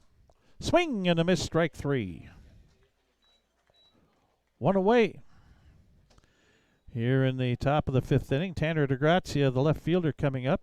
A couple of ground ball outs for him so far tonight. DeGrazia on an 8-game hitting streak coming into tonight. That's on the line. Hasn't had a lot of success against the Berries so far this year. 2 for 21, hitting .095.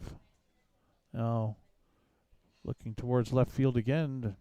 There was a bit of a delay, but now we're ready to go. Clavert Martina with a breaking ball for a strike.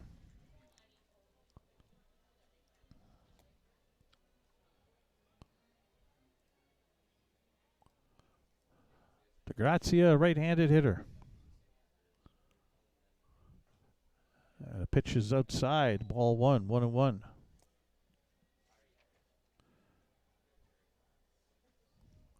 DeGrazia, 6'2", 210 pounds. Up and in, 2-1 the count. Pacey Phillips, the center fielder, is on deck.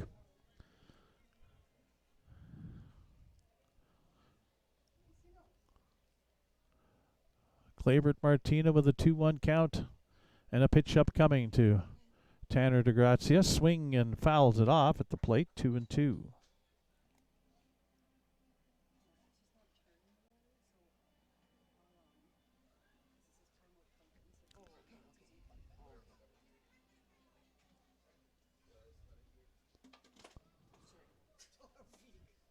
Two and two count. Down low, ball 3, 3-2.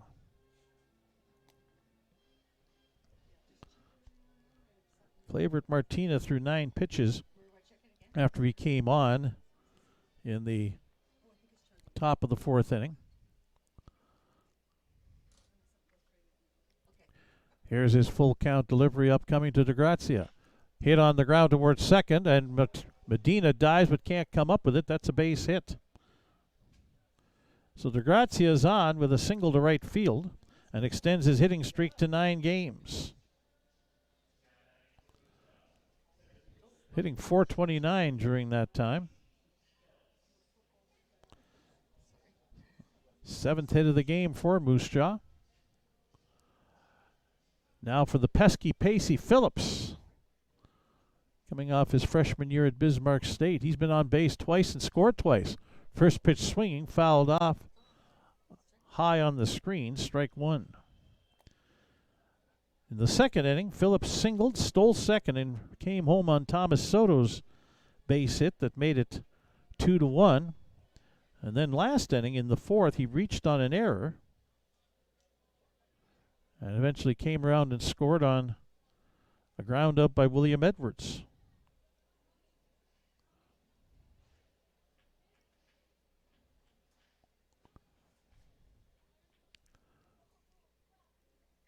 Martina checking the runner at first.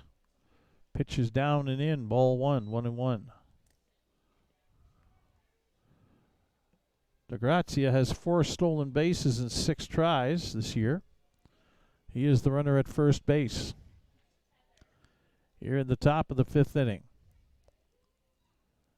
Martina in there with a strike, 1-2 on Pacey Phillips, with second baseman Ben Wallachek on deck.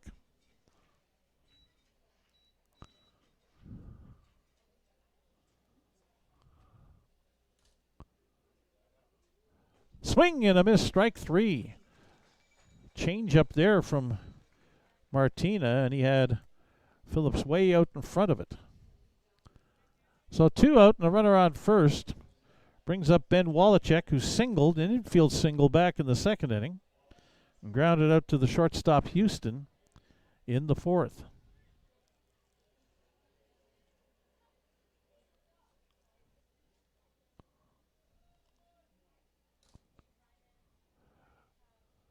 First pitch is down low, ball 1. I think Clavert wanted that one. Thought he was in there for a strike and didn't get the call from home plate umpire Aaron Roberts. Has to shake it off, come back, and throws a strike. Top of the order, Thomas Soto on deck. This is the third full time through the order for Moose Jaw tonight, and we're only in the top of the 5th inning. Up high in the strike zone and called strike 1 and 2 on Wallachek, who, like Pacey Phillips, will choke up a little and try and make sure that he makes contact and try and make something happen here. 1-2 pitch is outside, 2 and 2. Hour and a half plus into this ball game. Mainly sunny now here in Saskatoon. 21 degrees Celsius, west-northwest wind, 10 kilometers per hour. No real effect on the baseball's travels tonight. Wallachek hits this one up the middle. Houston gloves it, throws on to second, and it's by Medina, and everybody is safe. Houston knew he really would have to come up with a great throw to get the running Wallachek at first. Couldn't do it, so he tried to flip it to Medina, but flipped it behind him at the bag. So an error to the shortstop Nathan Houston allows the inning to continue and get Moose Jaw to the top of the order for Thomas Soto, who's been on base all 3 times tonight. Martinez' first pitch to him is a strike. Soto's 2 for 2. A walk. He scored a run. He's driven in a run and has a stolen base. Pretty good night for the Moose Jaw shortstop. Their leadoff man.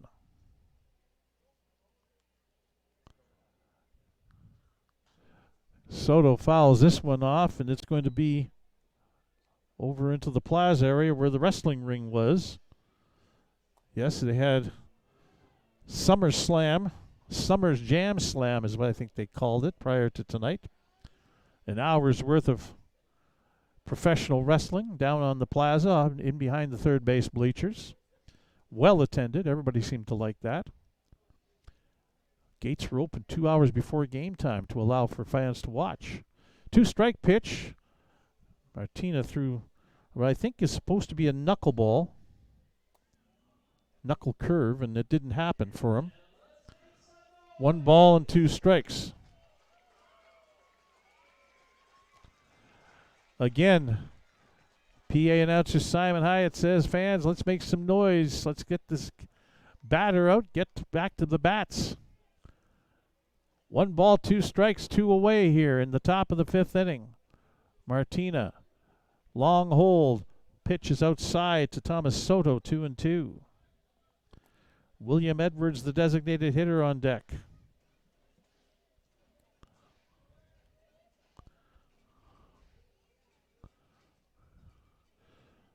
Deuce is wild on the scoreboard atop right field at top line. 2 balls, 2 strikes, 2 outs. Top of the 5th. 3-2 Moose Jaw with the lead. Martina glaring at second, checking on the runner DeGrazia. And that's up high, full count. So after being up 2 strikes on Thomas Soto, now it's a full count, and the runners will be going with the pitch.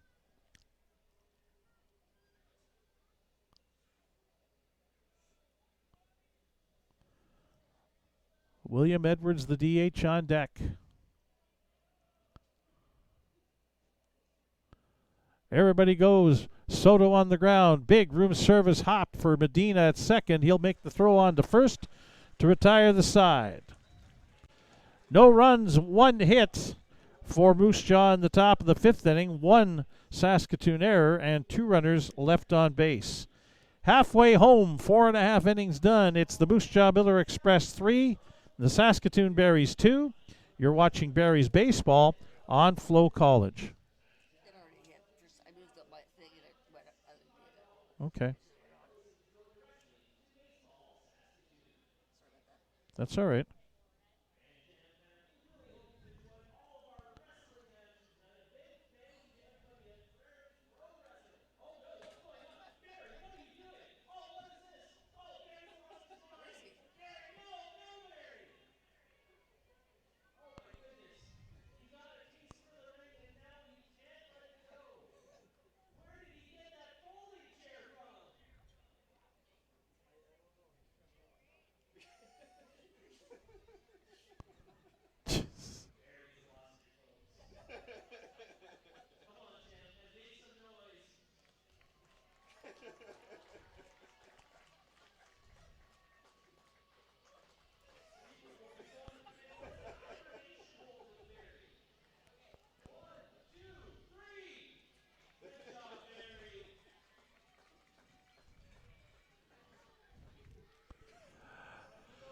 Jacob Glazner is back out for the bottom of the 5th inning, starting pitcher tonight for the Moose Jaw Miller Express, but there is action down the left field line for Moose Jaw as we see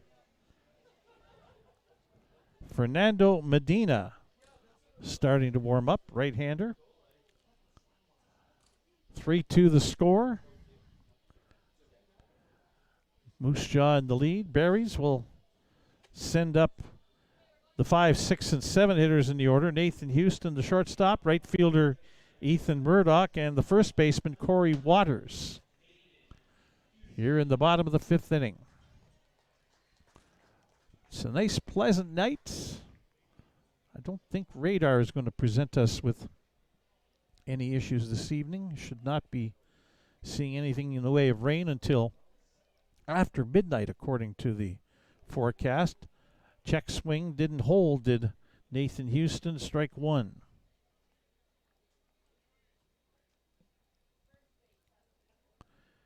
Houston 0 for 1. Struck out in the 1st inning. Sacrificed bunt in the 3rd.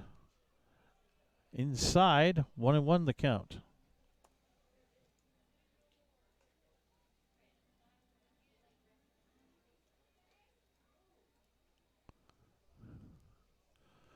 Glazner's pitch. Breaking ball, off speed, fouled off towards the Moose Jaw dugout. 1 ball, 2 strikes.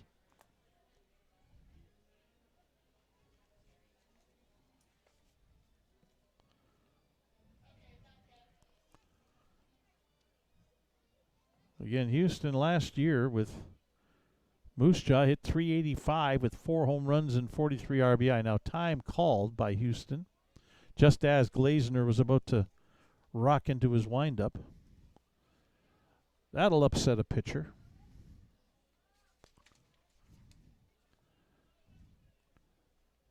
You think you're ready to go, and all of a sudden, as you're starting your windup, so the umpire is yelling time at you. And up and in on Houston, 2-2 the count.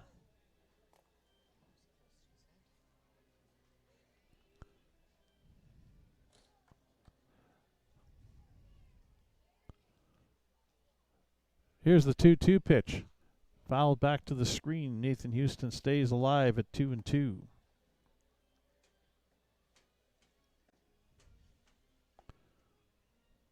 Ball retrieved by Ethan Murdoch. Ball boy going to bring out a couple of fresh baseballs for Aaron Roberts, the home plate umpire.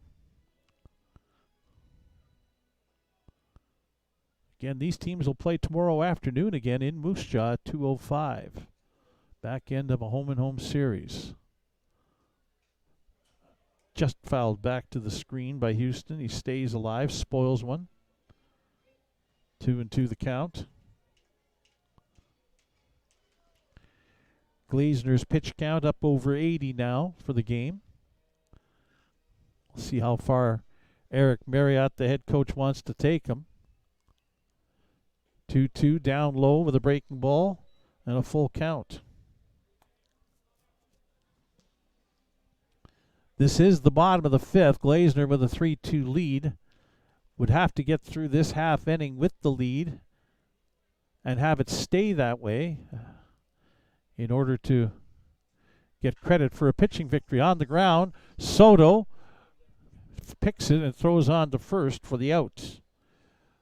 Soto was very careful with that. He kind of raised up and then made sure he kept his glove down after taking a bad hop off of a shoulder back a couple of innings ago off the bat of Corey Waters. Sorry, off the bat of Rudy Gonzalez last inning. One away. It's Ethan Murdoch now who's 0 for 2. First pitch swing, hits a line drive out to right field. This one will short hop the right field fence. Murdoch chugging in for second, dives in safely as Robert Estrada, the right fielder, gets the ball back in. So a runner on second for Corey Waters, who's 0 for 2. Waters fielded out to right last time up, hit a nice healthy line drive, and Estrada made a nice running catch. But now here comes Eric Marriott, the head coach, out to chat with Jacob Glazner. Is down the left field line, continuing to throw is Fernando Medina.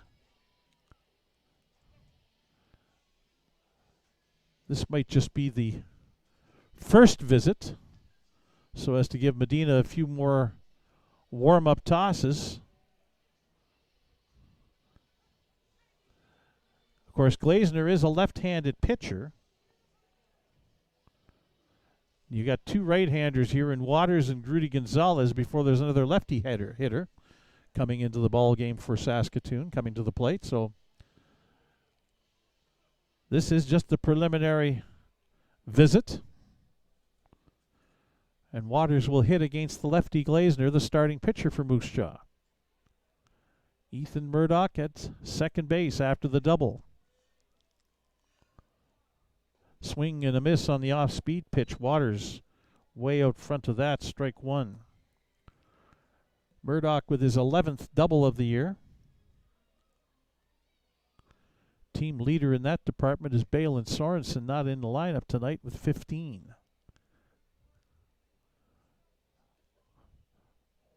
One strike pitch upcoming to Corey Waters. Fastball up high, 1-1. Catcher Rudy Gonzalez on deck.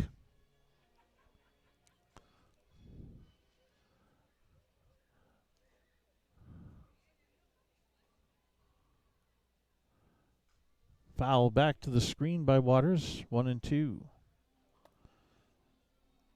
I sense that the next safe hit that the Berries get will be the end of the road for Glazner. As long as he's getting outs, he'll stay in and try and finish off the fifth inning. But if Waters or Gonzalez get a base hit, we could see a change. Waters hits this one well, straight away center field, going back, and that one's going to short hop the fence and sits along the wall. Murdoch around third, he'll come home and tie the game up at 3-3. A ringing double off the center field fence by Corey Waters. His 34th RBI of the year. Back-to-back doubles ties this game up at 3-3. And we are going to get a pitching change here right now. As out of the dugout comes Eric Marriott, the head coach for the Moose Jaw Miller Express.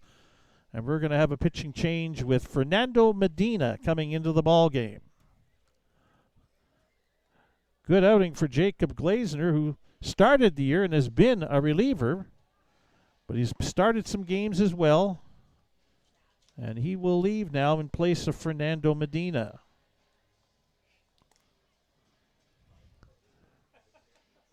So Medina coming in. This will be just his second appearance of the season and his first out of the bullpen. He started a game. Let's see, when was it now? We got to find this here. Medina started on July 23rd against Medicine Hat, a 17-6 Mavericks win, and took the loss. Pitched 3 in the third innings that night, allowed 10 hits, 7 runs, 6 of them earned, struck out 4, didn't walk anybody. The ERA is a rather inflated 16.20 because of that one appearance in 3 of the third innings. Otherwise, for Fernando Medina, he is from Weston, Florida, 6 foot, 205-pound right-hander. From USAO. Now, I don't know what that means. Well, let's see if this tells me better. No, no better. Doesn't even tell me what year he's finished from college. So, nonetheless, new pitcher, Fernando Medina, coming on. He'll face Rudy Gonzalez with Corey Waters on second base and 1 away. Berries have 11 hits in the game tonight. When Houston grounded out, it was the first time tonight that the leadoff man had not reached, but the second and third men have, and have scored a run on back-to-back doubles. So now let's see what Medina does. And his first pitch to Gonzalez is a strike. Rudy Gonzalez is 2 for 2. Scored a run in the fourth inning. His was the bad hop that hit Thomas Soto in the shoulder and got away. Swing and a miss on a breaking ball. Strike 2 quickly on Gonzalez with Evan Janner on deck.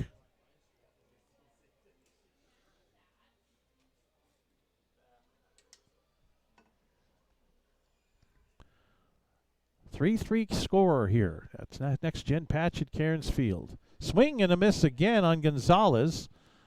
He'll take off for first base, but is thrown out by Rivas, the catcher.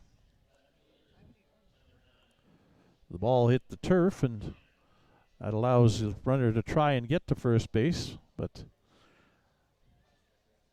Andy Rivas, the catcher, threw him out. So there's 2 away. Ethan Murdoch, or make that Corey Waters on second base, and Evan Janner to the plate. 1 for 2, singled his last time up. Swing and a miss on the first pitch, strike 1. Janner's 3 for 15 now, head-to-head against Moose Jaw, a 200 average.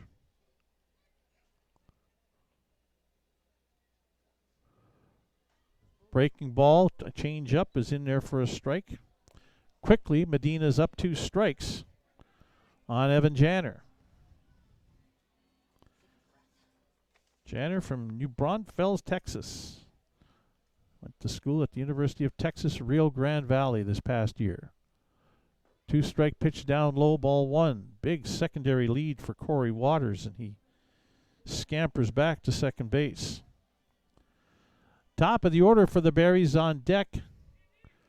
In center fielder Carter Beck. Janner has to get on base, though, in order to bring Beck to the plate.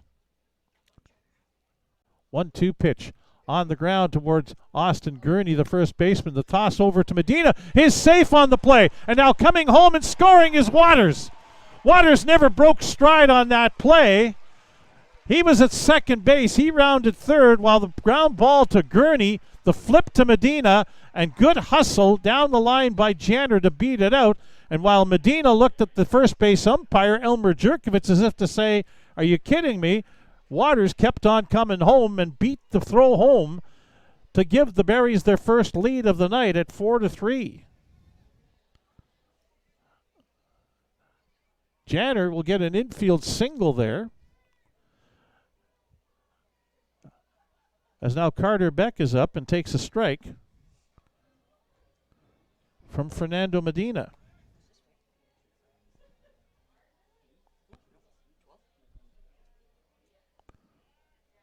One strike the count on Carter Beck.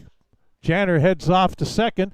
Ball popped up in the air. Coming on is the left fielder, DeGrazia. He'll make the catch, and that ends the inning. But The Saskatoon Berries are in the lead for the first time tonight. 2 runs on 3 hits.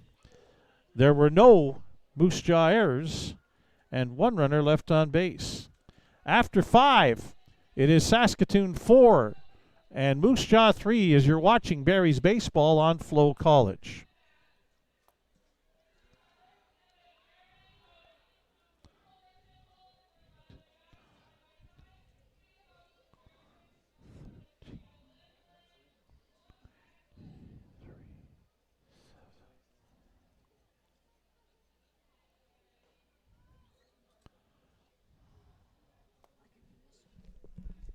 Guys, there's no RBI on that last run being scored, or is there? You gave it to him? Okay.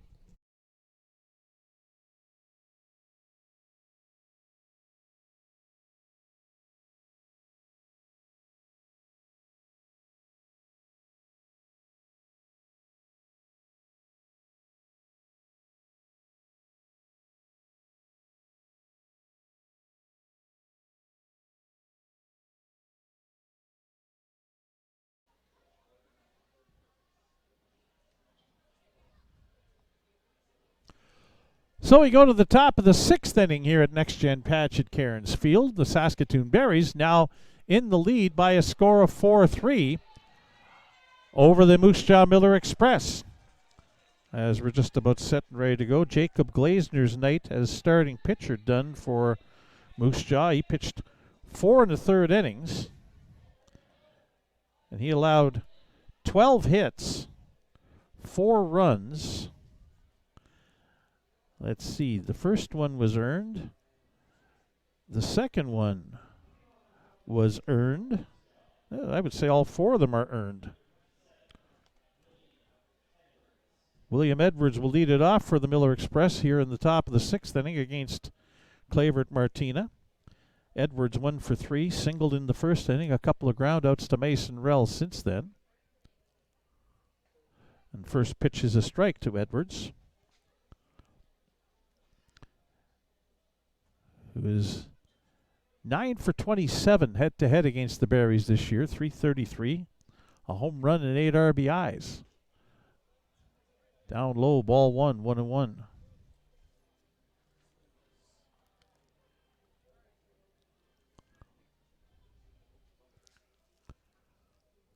Martina ready to deliver a 1-1 pitch to William Edwards. Chopped foul up the third baseline. He's behind 1-2.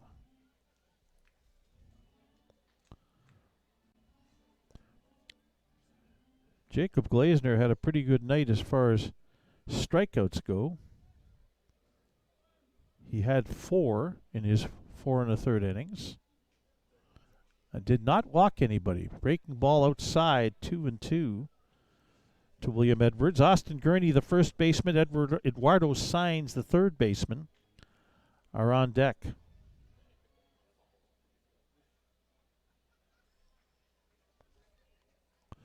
2-2 pitch. Fastball hit on the ground. Rell is there, picks it.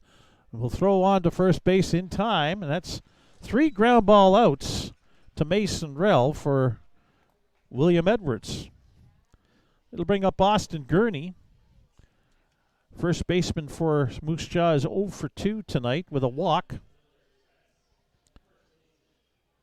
12 for 27 on the year against the Berries, with 7 runs batted in. 12 for 27 is pretty impressive. That's .444 for an average. Martina, first pitch, inside, ball 1. Gurney has a good eye. He's walked 24 times. Has only struck out 17. He takes a strike. 1-1.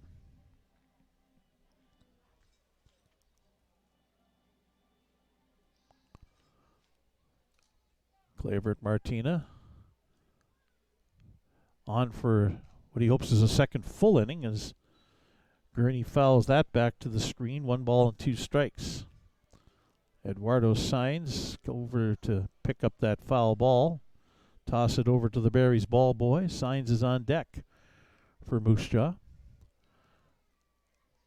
Martina's 1-2 pitch.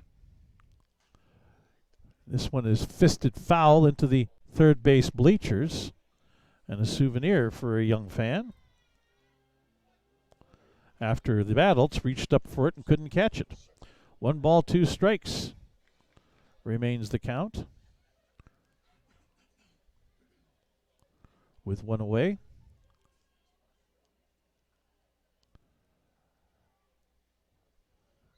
Pitch is delivered. This one's well hit into right center field. Beck will cut it off before it split the outfielders and hold Gurney to a single. Carter Beck didn't get a good read on that ball off the bat. He didn't move until it was on its way over the infield and into the outfield, and then was able to cut it off. So now Eduardo Saenz coming to the plate. Saenz is 0 for 1. Grounded out to the first baseman Waters his first time up. Then walked in the third and was hit by a pitch in the 4th inning by the man who's going to face Clavert Martina. That was Martina's first full batter that he faced after taking over the count on Austin Gurney and walking him after Robert Bonilla, the starting pitcher, left the game. Breaking ball outside, ball 1. Robert Estrada, the right fielder, is on deck for Moose Jaw. Barry's up 4-3 here in the top of the 6th inning. Signs on the ground. Rell picks it, throws on to second for 1. Over to first. In time, double play, then end off the inning. First double play of the night and around the horn double play at that. 5-4-3.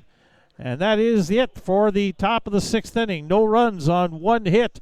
There were no Barry's errors, nobody left on base. After 5.5, Saskatoon 4, Moose Jaw 3, as you're watching Barry's baseball on FloCollege.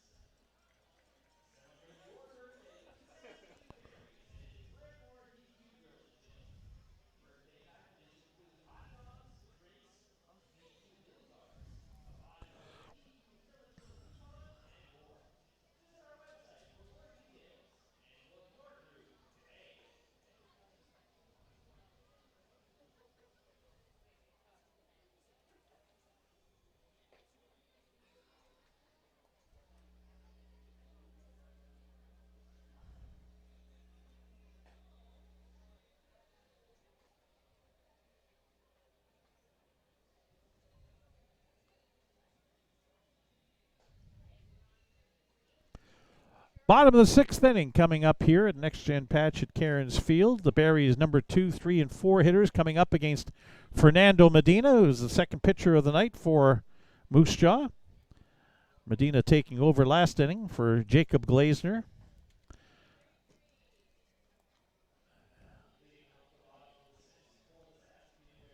Just checking here on some totals and numbers here before we settle in for this half inning.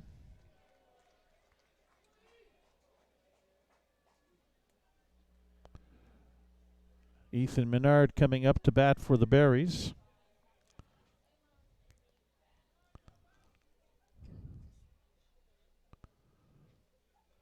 Medina's first pitch in for a strike.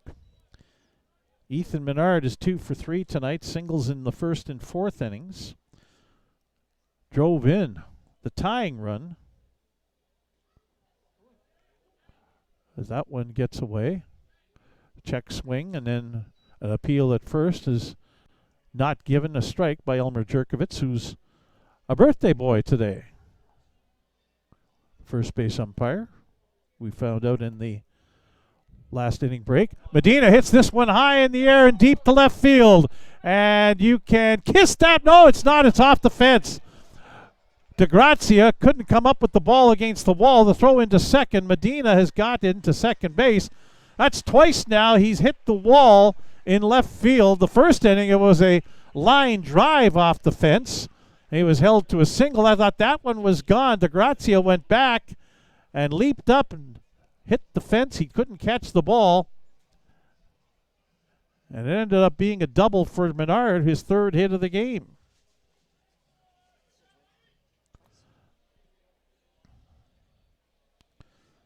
That's the 13th hit of the night for the Berries.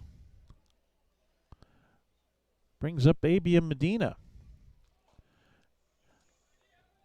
That's a ball outside, ball one. He's 1 for 3. Singled and drove in a run in the first inning. So you got Medina versus Medina. Fernando's from Weston, Florida.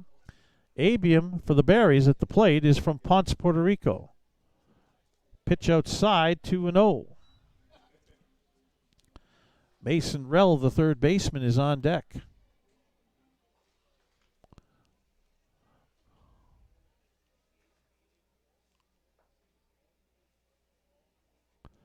Fernando Medina with a runner on second. That's upstairs, ball 3. 3-0 the count on Abiam Medina. Berries in the bottom of the 6th inning would like to extend the lead if they can.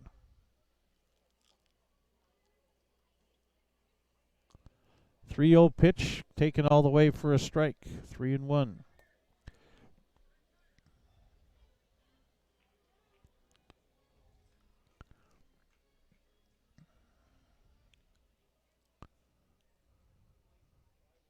Fernando Medina looks in for a sign from Andy Rivas.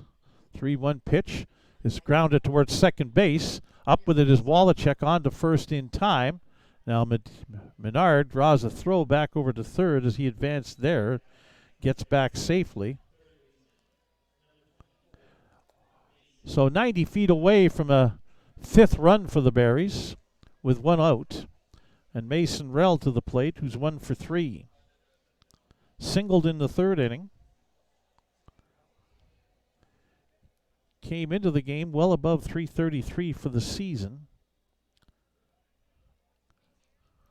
Chance for his 27th RBI, and he'll get it. First pitch lashes a single, and this one's going to get all the way to the fence in right center field.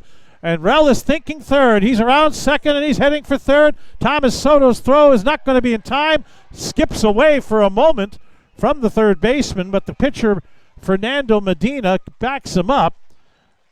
Ethan Menard scored easily from third base, but Mason Rell replaces him at third with a triple. Rell's 2nd triple of the season, and just the 9th 3-base hit by the Berries this year. As Eric Marriott, the head coach, is coming out for Moose Jaw, and that's going to be the end of the line for Fernando Medina. 5-3 Berries with the lead. Mason Rell with his 27th RBI. And the new pitcher coming into the game is Nathan Unick from Estevan, coming off his freshman season at Trinidad State. 6'4", 190-pound right-hander coming into the game. Nathan Unick. Let's see a little bit more about his season so far with the Moose Jaw Miller Express if we can. Flip around a little bit. Bring up Nathan Unick, who has a record of 3 wins and 2 losses. A 6.63 earned run average. This will be his 16th appearance of the season, all in relief. He's pitched 19 innings, allowed 28 hits, 21 runs, 14 of them earned, 13 strikeouts, and 5 walks. Nathan Unick will come on and face Nathan Houston with 1 away and a runner on third base. Fernando Medina will get 1 inning in. He's allowed 3 hits, as the Berries are up to 15 hits, I believe it is, for the night. Sorry, 14 hits.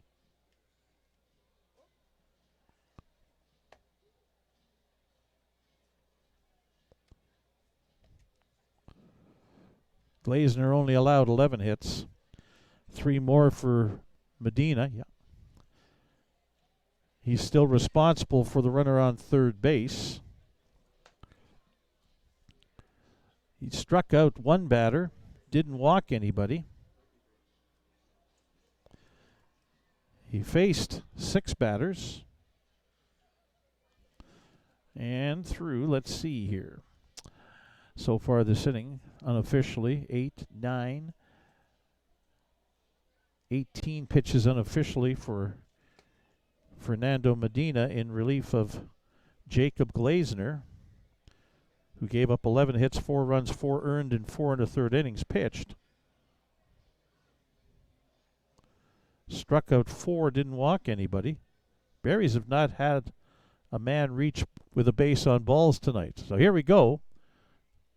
First pitch to Nathan Houston, swing and a miss, strike 1 against Nathan Unick.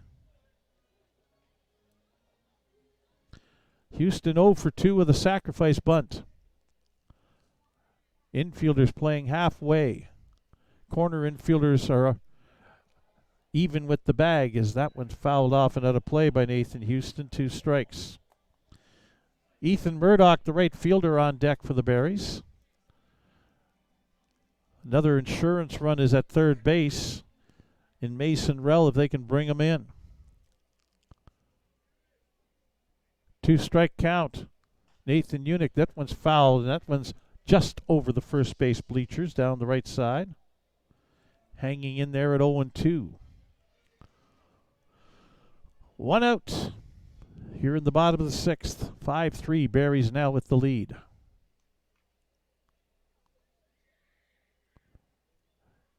Swing and a miss, strike 3 on a breaking ball. Second out of the inning for Saskatoon. Ethan Murdoch coming to the plate. Murdoch doubled and scored last inning. He's 1 for 3 tonight. 9 for 25 in the season series against Moose Jaw, hitting .360 against the Miller Express. Nathan Unick's first pitch is a breaking ball low and away, ball 1. Murdoch doubled, then Corey Waters doubled, and then Waters with good hustle coming in to score on an infield single by Evan Janner in the 5th inning. Murdoch puts this one high in the air into left field. Camping under it is the left fielder Tanner DeGrazia. He'll make the catch, and that's the end of the inning.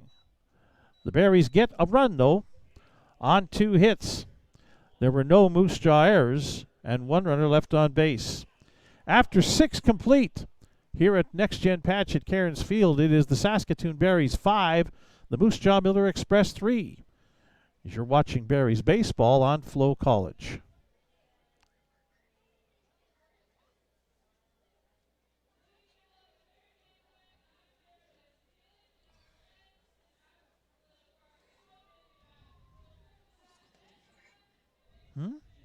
Are you? Okay.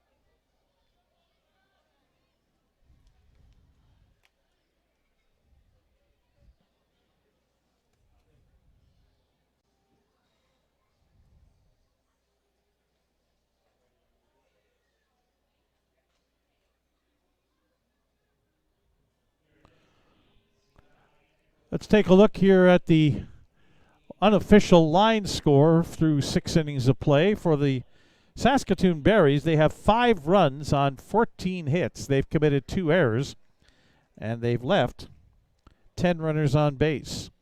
For the Moose Jaw Miller Express, they've scored 3 runs on 8 hits. They've committed 1 error, and they've left 10 runners on base. Third pitcher now coming into the game for the Saskatoon Berries. It'll be Colin Plain, one of the Saskatoon bunch, if you will. Colin Plain is into the ball game in relief of starting pitcher Robert Bonilla and now Clavert Martina, who pitched a pretty solid two and a third innings. For Plain, this will be his 9th appearance of the season, all in relief. 3 wins, no losses, a 2.70 earned run average. 10 innings pitched, allowed 6 hits, 4 runs, 3 of them earned, struck out 9, and walked 8. He'll face right fielder Robert Estrada first. Right-hander Plain delivers. Estrada shows bunt and fouls it off. Strike 1. Robert Estrada 1 for 3 so far this evening.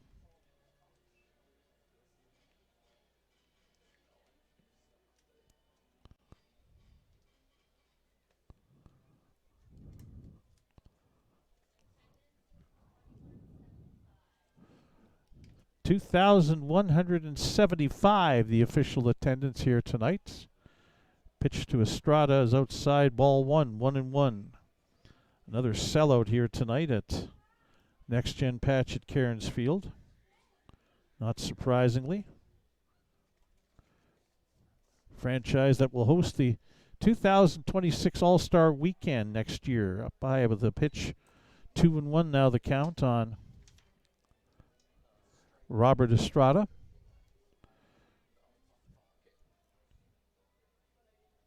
Two and 1 the count on the right fielder. Colin Plain into the ball game. Inside, 3-1. Plain, a 6'2", 220-pound right-hander, coming off his sophomore year at Arizona Christian University. And again, he is from Saskatoon. Pitch in there for a strike, full count. Catcher Andy Rivas, left fielder Tanner DeGrazia coming up here in the 7th inning for Moose Jaw. Trailing by 2.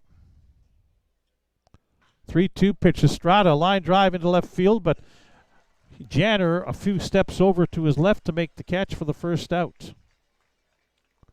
Shadows pretty much enveloping the entire infield here now at Next Gen Patch at Cairns Field. Mainly sunny skies, 20 degrees Celsius, west-northwest wind 8 kilometers per hour. A pleasant Saturday evening for baseball here in Saskatoon, Saskatchewan, Canada, at Next Gen Patch at Cairns Field. Andy Rivas now up to the plate. He's 0 for 3 tonight. Plains first pitch, a breaking ball outside, ball 1.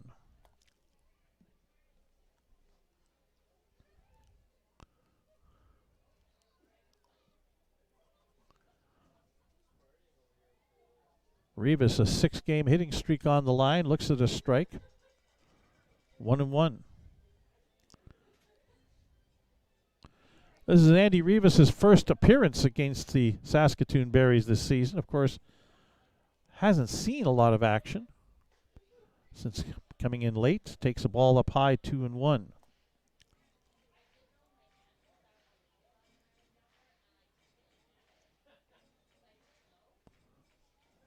Just his 11th game for Andy Rivas. 2-1 pitch, hit on the ground.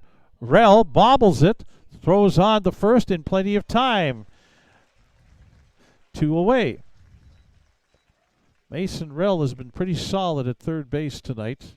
Made several defensive plays. Started the inning-ending double play last inning. Now Tanner DeGrazia, who's 1 for 3, extended his hitting streak to 9 games with a single in the 5th inning. Facing Colin Plain for the first time is DeGrazia, who came into the game hitting .326. First pitch in there for a strike. For Colin Plain to be successful, he needs to throw first pitch strikes, as he did just there. Down and in, ball 1, 1-1. Center fielder Pacey Phillips on deck. It's the time of the game where you have to start looking to see who's on deck, because you never know when you might see a pinch hitter for the team that's trailing. 1-1 pitch. Popped up into the air. Right field, Ethan Murdoch coming towards the foul line is there. He'll make the catch. And a 3-up, 3-down. Top of the 7th inning for Colin Plain and the Saskatoon Berries. No runs, no hits. No Saskatoon errors, nobody left on base. After 6.5 innings, as we head to the 7th inning stretch, it is the Saskatoon Berries 5 and the Moose Jaw Miller Express 3 as you're watching Berries baseball on FloCollege.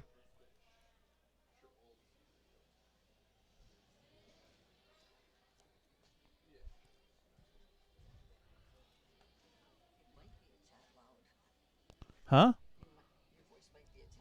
Really? Oh, yeah. Okay.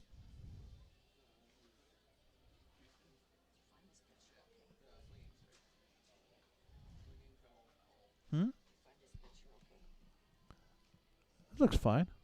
Can't do much about the shadows in the late, so. Yeah, I think you're fine. Oh, well.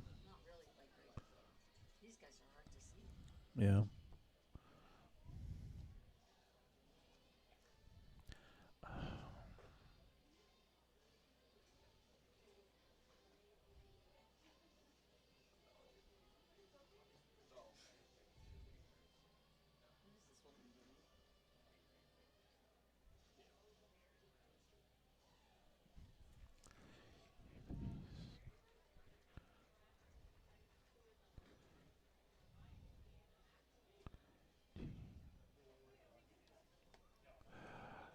Bottom of the 7th inning here at Next Gen Patch at Cairns Field.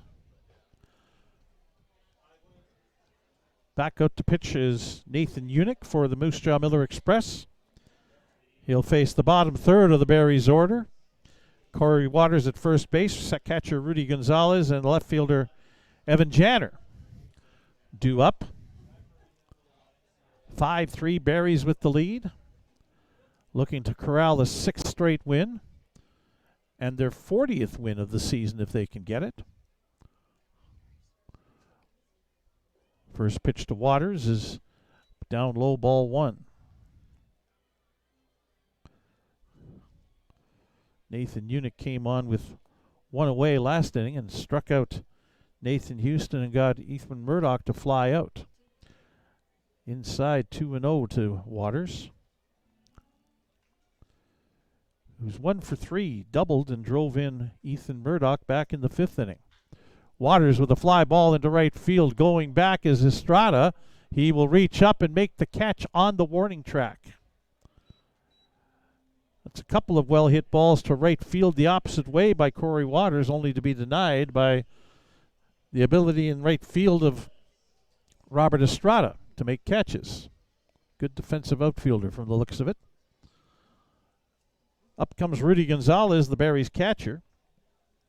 2 for 3, a couple of singles, a run scored.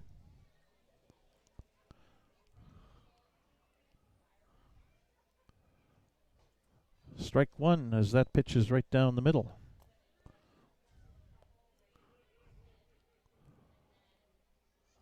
Working quickly and ready to go again is Nathan Unick, the pitcher.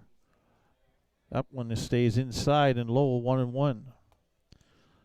Evan Janner, the left fielder, is on deck.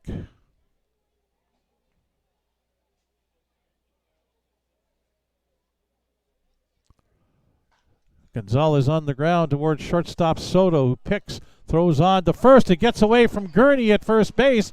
Gonzalez will make his way to second as Gurney will chase the ball down to the boundary fence and then throw across the diamond to third. Is it the shortstop or the first baseman that gets the error on that play? Shortstop. So Gonzalez is on due to the throwing error by the shortstop Thomas Soto. Second error of the night by the Moose Jaw Miller Express.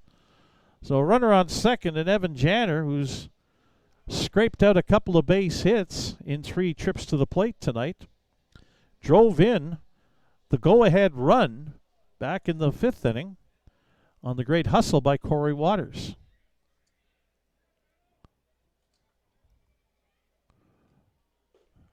Up high with the first pitch, ball 1.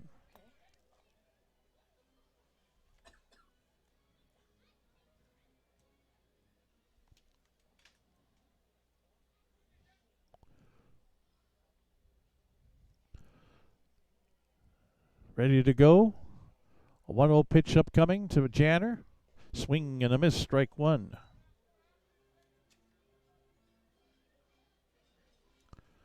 Nathan Unick, third pitcher of the night for Moose Jaw. There's action down in the Miller Express bullpen again.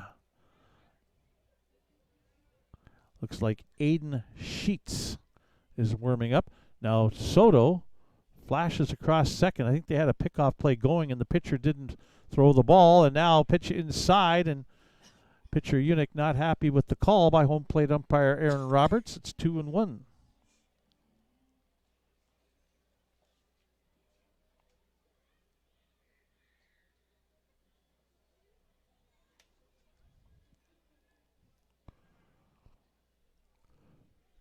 Unick's pitch on the outside corner, 2-2 to Janner.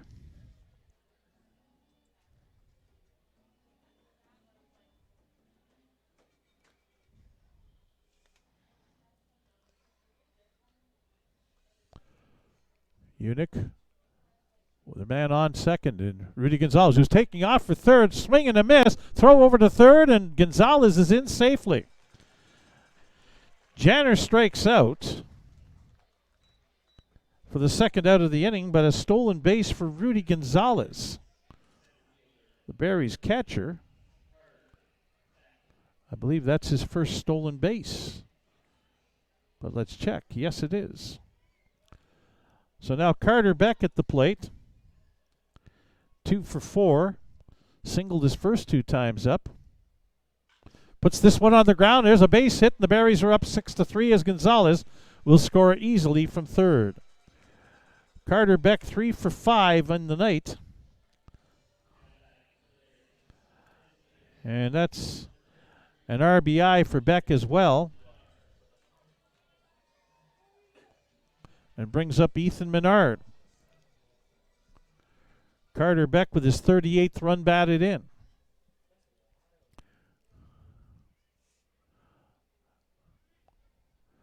Beck with a good-sized lead at first. Menard, first pitch swinging, hits a fly ball to right field, but it'll stay in the ballpark and easily made to catch by Robert Estrada to end the inning. But another run for the Berries, unearned this time against Nathan Unick. 1 hit, 1 error by Moose Jaw, and 1 runner left on base. After 7, Saskatoon 6, Moose Jaw 3. You're watching Berries baseball on FloCollege.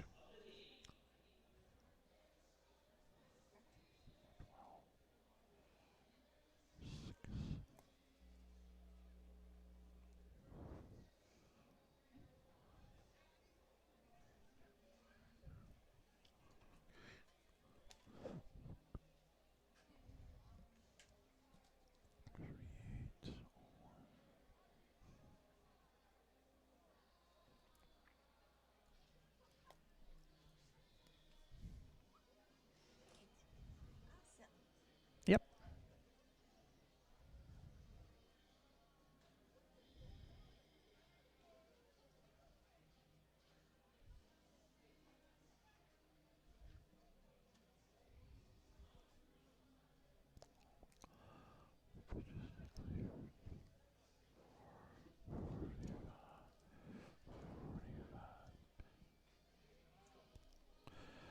Top of the 8th inning, Colin Plain is back out to pitch for the Saskatoon Berries.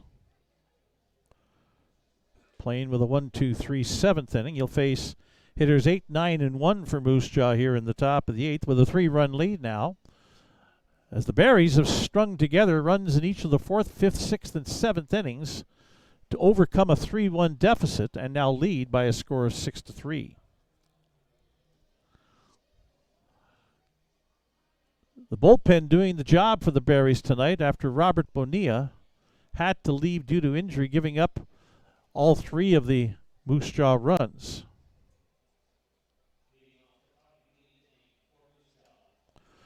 So here comes Pacey Phillips. He's 1 for 3 tonight, 2 runs scored. Singled, stole a base and scored in the 2nd inning, reached on an error and scored in the 4th. First pitch strike from Colin Plain. Phillips is 5 for 16.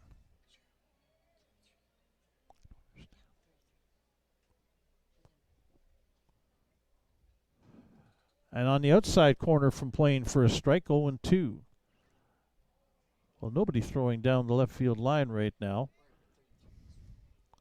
Meanwhile, down the right field line, we're starting to see action in the Barries bullpen as Plain's 0-2 pitch stays outside to Pacey Phillips, 1-2 the count.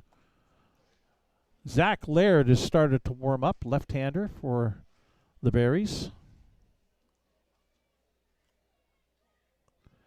1-2 pitch, off speed, line drive, caught it short by Nathan Houston, one away. It'll bring up the second baseman, Ben Wallachek. He's 1 for 3 tonight. 3 for 15 this season against the Barries head-to-head.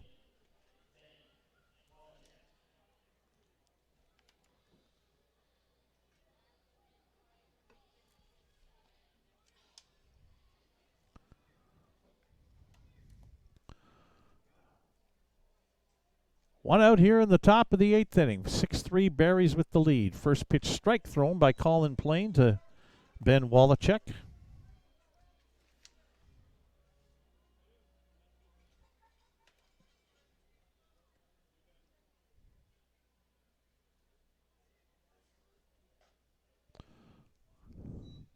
And that one is down low, ball 1, 1-1.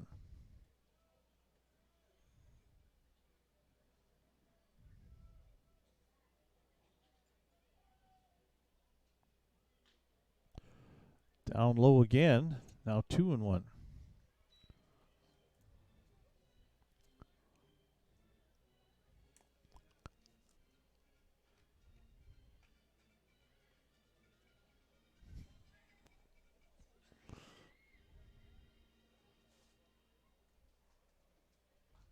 Wallachek follows the pitch back to the screen, 2-2.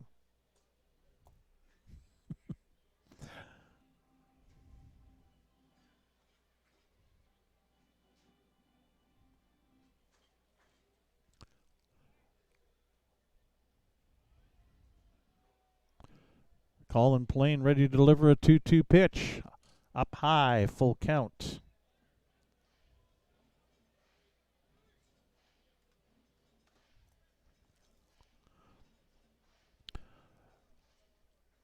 Top of the order, Thomas Soto on deck for Moose Jaw. 3-2 pitch actually hits Ben Wallachek. Colin Plain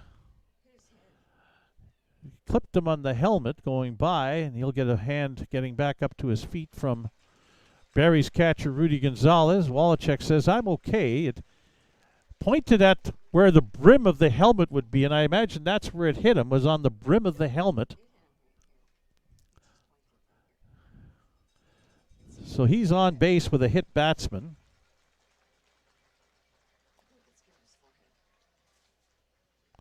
And up comes Thomas Soto, who's 2 for 3 tonight.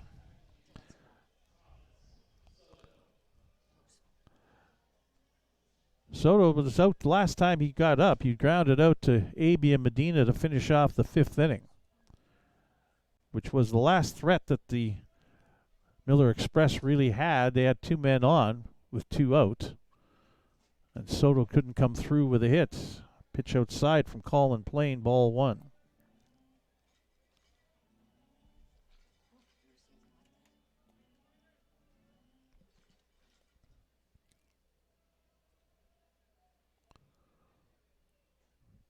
Wallachek's got good speed at first base. Soto drops down a bunt. Plain fields, throws to first in time. Soto with a dive into first, didn't get there, slaps the ground with both hands. Thought he had gotten there, but a good defensive play by Colin Plain, the pitcher, as Wallachek advances to second base. That wasn't really a sacrifice attempt, although it goes down as one.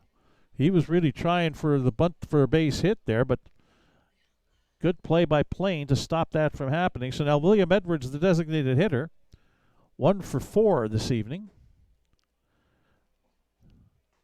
First pitch curveball is in for a strike. Edwards singled in the first and is grounded out 3 times to third baseman Mason Rell.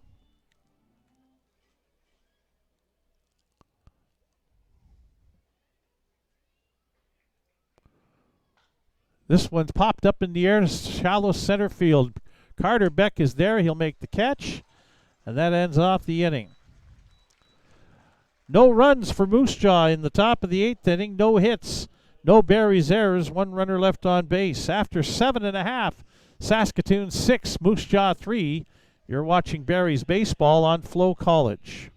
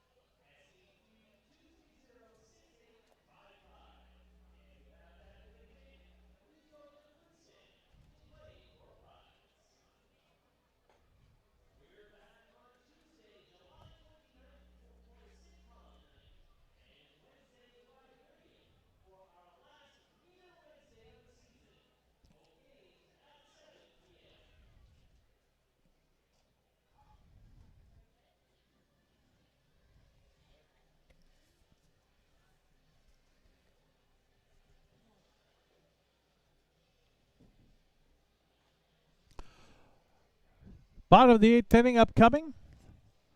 Still on the mound for the Moose Jaw Miller Express is Nathan Unick, who has pitched the last inning in 2/3 for them. Head coach Eric Marriott happy with his work so far, even though he has given up a run in each inning that he has worked in.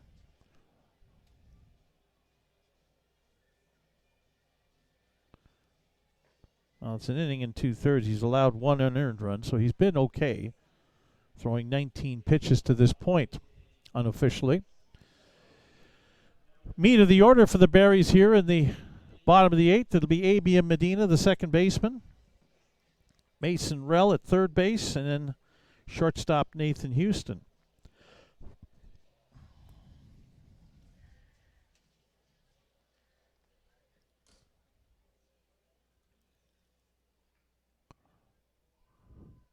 Swing and a miss on the first pitch.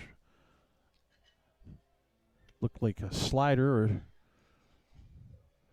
cut fastball or some such pitch like that that was making a little bit of movement towards the left-handed hitter, but going down. That one's a fastball that stays up and away, ball 1. 1-1 the count. Berries have 15 hits in the game. Both teams have left 11 runners on base. There's that cut fastball in there again for a strike, 1-2.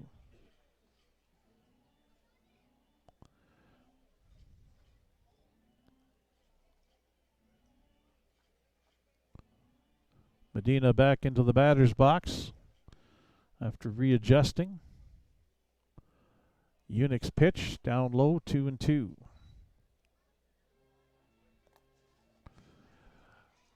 Again, these teams play tomorrow afternoon back in Moose Jaw at Roswell's Park at 2:05.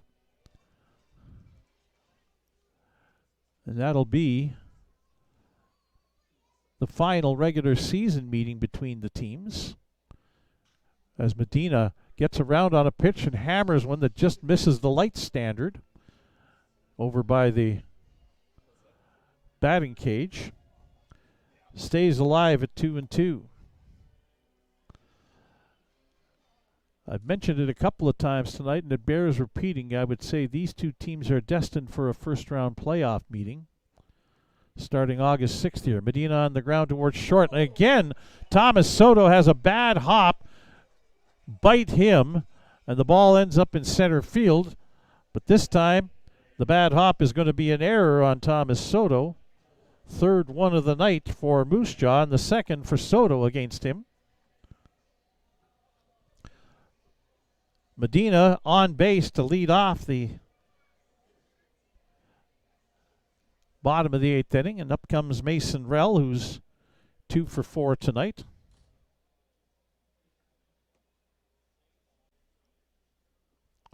First pitch down low, ball 1.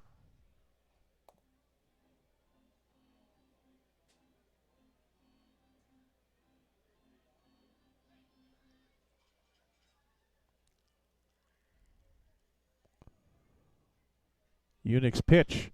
Rell on the ground to Soto. He'll touch the bag at second for 1, on to first, double play. He makes up, atones for the error by coming up with the double play ball there. First one turned by Moose Jaw tonight. Each team has turned a twin killing tonight. So now Nathan Houston, the batter, 0 for 3 with a sacrifice bunt. First pitch in for a strike. Tanner Hosick is warming up now down the right field line for the Berries. Houston with a check swing that's going to be foul down the first base line, and 2 strikes on him now. The Berries will have, or Moose Jaw, I should say, from the top of the 9th, will have their 3, 4, and 5 hitters up. Austin Gurney, Eduardo Sainz, and Robert Estrada, likely against Tanner Hosick, I expect will come on to pitch the 9th inning. The Berries closer. Houston pops one up in the infield. High in the air. First baseman Austin Gurney calls for it, catches it, and that is a 3-up, 3-down inning with an error thrown in there for good measure, but the Berries are out of the inning. No runs, no hits, 1 Moose Jaw error, nobody left on base. After 8, heading for home, Last Chance Hotel for Moose Jaw in the top of the 9th, trailing Saskatoon 6-3 as you're watching Berries baseball on FloCollege.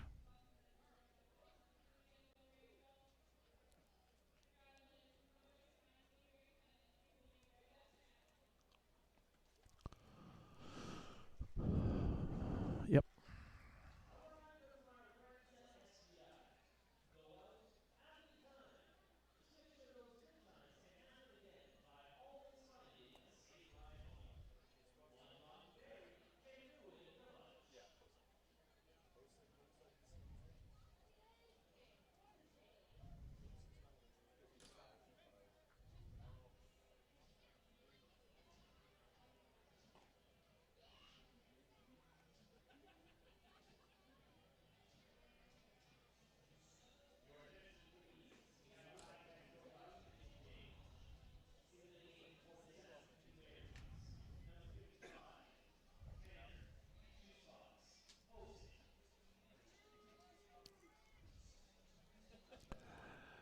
New pitcher into the ball game for the Saskatoon Berries is Tanner Hosick. Hosick is the Berries closer. As we take a look at his record for this summer season, making his 14th appearance of the season, all in relief, 2 wins, 1 loss, 4 saves, a 2.03 earned run average. 17 and 2/3 innings pitched. He's allowed 11 hits, 5 runs, 4 of them earned. Struck out 20 and walked 3. Tanner Hosick out of Bellevue, Nebraska, coming off his freshman year at the University of Nebraska at Omaha. And when you take a look at the league leaders in saves, Tanner Hosick is tied for second in the league with 4. The leader with 7 is Donovan Gamez from the Lethbridge Bulls.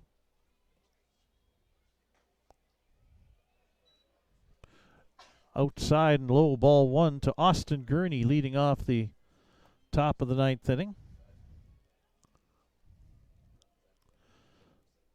6-3, Berries with the lead. Hosick, 1-0 pitch is down low, 2-0 to Gurney.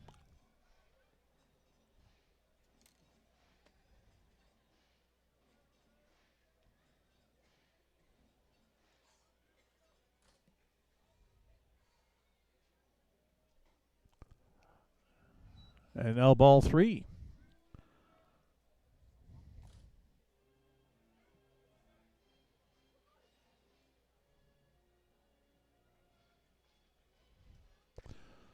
So now Hosick with a big deep breath.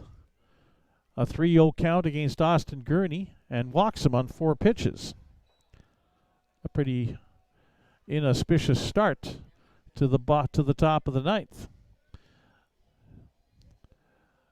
Gurney 2 for 3 on the night with a couple of walks. Eduardo Sainz now coming up. He grounded into a double play his last time up. 0 for 2 with a walk and hit by pitch for the Moose Jaw third baseman from Laredo, Texas, coming off his junior year at Texas A&M International. Austin Gurney, the runner at first. Hosick's pitch is in there for a strike.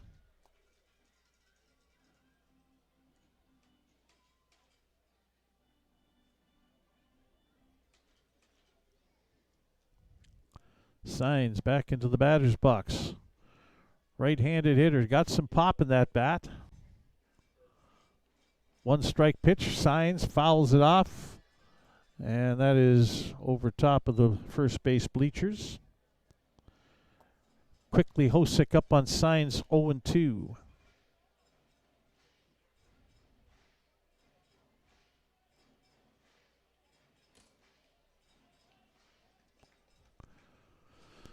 Hosick checks on Austin Gurney at first base. 2-strike pitch is fouled back to the screen. Sainz stays alive. Robert Estrada, the right fielder, on deck. Barry's trying to finish it off.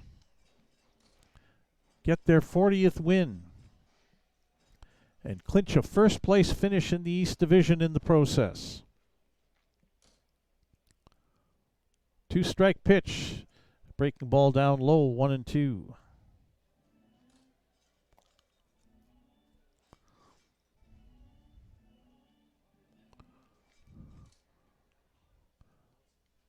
Barry's next home action Tuesday and Wednesday against the Weyburn Beavers. 7 o'clock both nights. 1-2 pitch. Sainz again fouls it off. This is into the first base bleachers. Just basically protecting home plate, trying to stay alive, get a pitch he can drive. He'll get another chance here as Hosick will have to come in at him.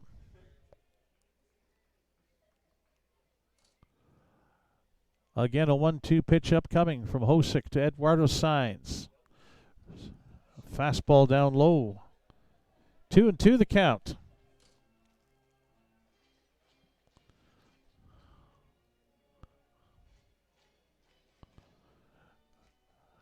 Moose Jaw hits the ball well, and they will not go down quietly.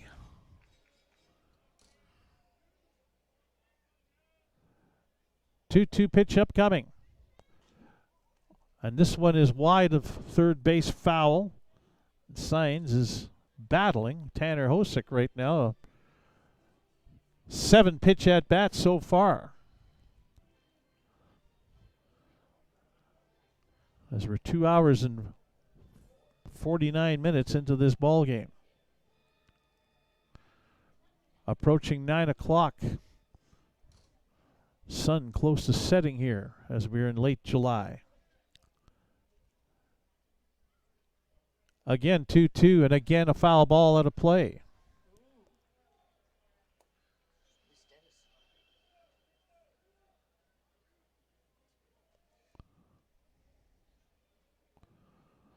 So we'll do it all over again. Hosick pitching, Sainz hitting. 2-2 the count. Nobody out. Top of the 9th inning and a runner on first. Down low, full count now.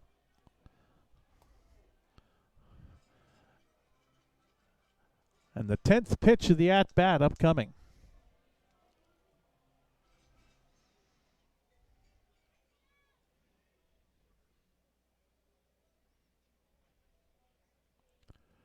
Tanner Hosick with the full count delivery. This is lined into center field. That'll be in there for a base hit. Gurney will stop at second base. And the tying run is coming to the plate in the person of Robert Estrada. Estrada is 1 for 4, singled in the third inning.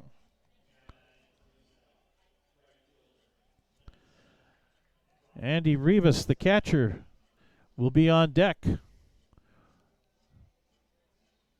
Nobody out in the top of the ninth, and a 3-run Barry's lead, and Zach Laird starts to warm up quickly.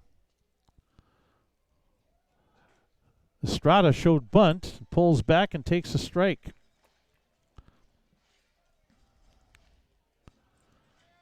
It's an interesting strategy to bunt with a 3-run deficit and 2 men on base. He shows bunt again, puts it down. Hosick has it, throws on to first for the out. So they advance the runners 90 feet to second and third. But now 1 away. Gurney on thirds, Signs on second, and Andy Rivas coming to the plate. Rivas is 0 for 4.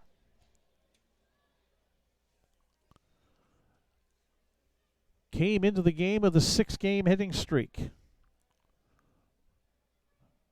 Makes it 7. It'll make it an interesting ball game.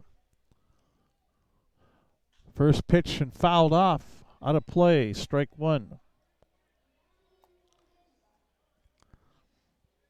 Tanner DeGrazia, the left fielder, is on deck.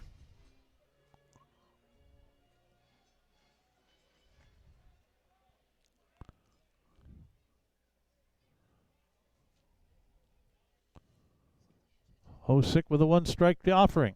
On the ground. Rell fields it. Throws across the diamond in time. Runners hold their position. There's 2 away now.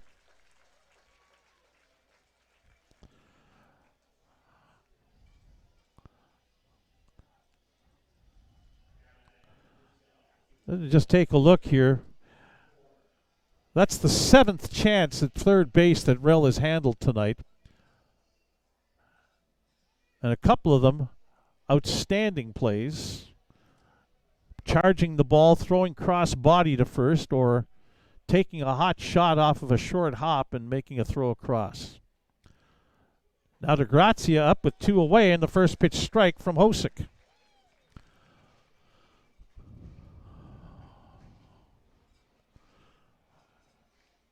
Barry's 1 out away from the victory. At home. Down low, ball in 1. DeGrazia is 1 for 4 tonight, singled in the 5th inning. Pacey Phillips, the center fielder, is on deck. Again down low, 2-1.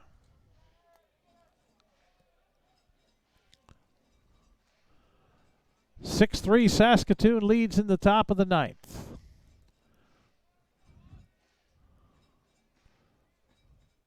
Two-one pitch to DeGrazia. Fouls it up and out of play. First base side. Beyond the first base bleachers. And 2-2. So down to the last strike now as public address announcer Simon Hyatt says, "Get up on your feet, fans. Make noise. Bring it on home," is what he's urging them to do. Let's see what Tanner Hosick can do. 2 balls, 2 strikes, 2 outs. Top of the 9th. And the pitch is up high. Full count. Hosick reached back for a little something extra there. Couldn't get it in the strike zone.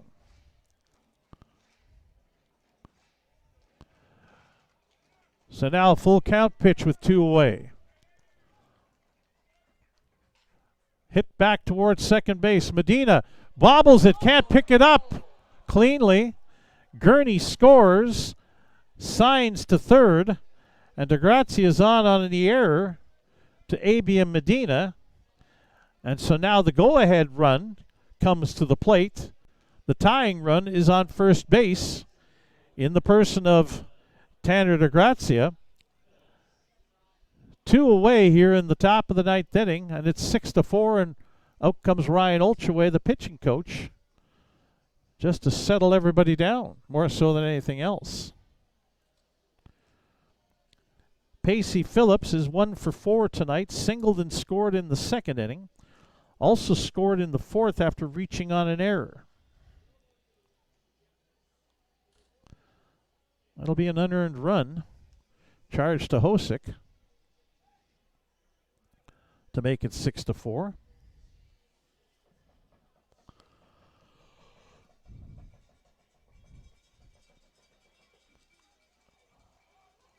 Berries thought they were off the field in victory, but not quite just yet. That's 3 errors on each side in this game tonight.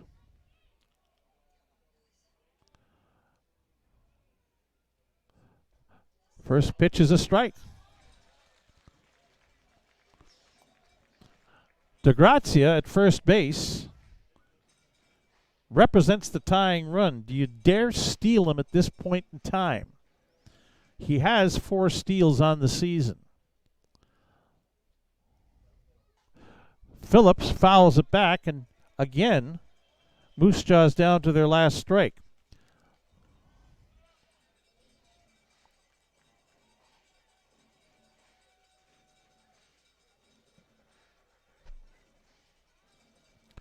Oh, 0-2 the count on Pacey Phillips.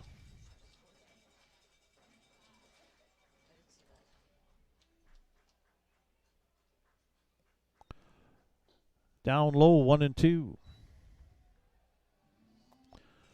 Second baseman Ben Wallachek on deck.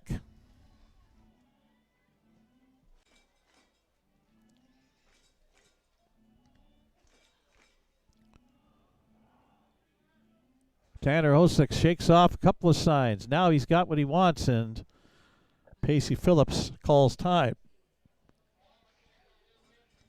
1-2 the counts on the Moose Jaw center fielder.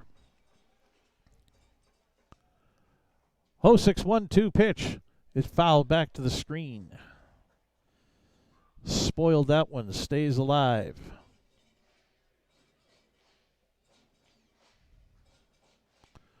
Some new baseballs out for home plate umpire Aaron Roberts. From the Berries' perspective, the one that Hosick's holding, they hope, is the last one needed in the ball game.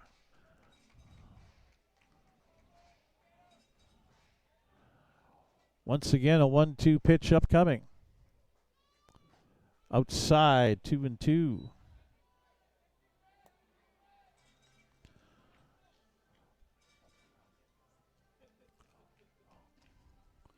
Runners on first and third. Eduardo signs at third. Tanner DeGrazia at first. 2-2 pitch. On the outside corner, called strike 3, and that's the ball game. 40th win of the season for the Saskatoon Berries, and they have clinched the first place finish in the WCBL's East Division with this victory tonight. 6-4 the final. Saskatoon over Moose Jaw as they blow off some fireworks past the center field fence into the twilight here at Next Gen Patch at Cairns Field. We'll have the final totals when we come back in a moment. Again, your final tonight, the Saskatoon Berries 6 and the Moose Jaw Miller Express 4. You're watching Berries baseball on FloCollege.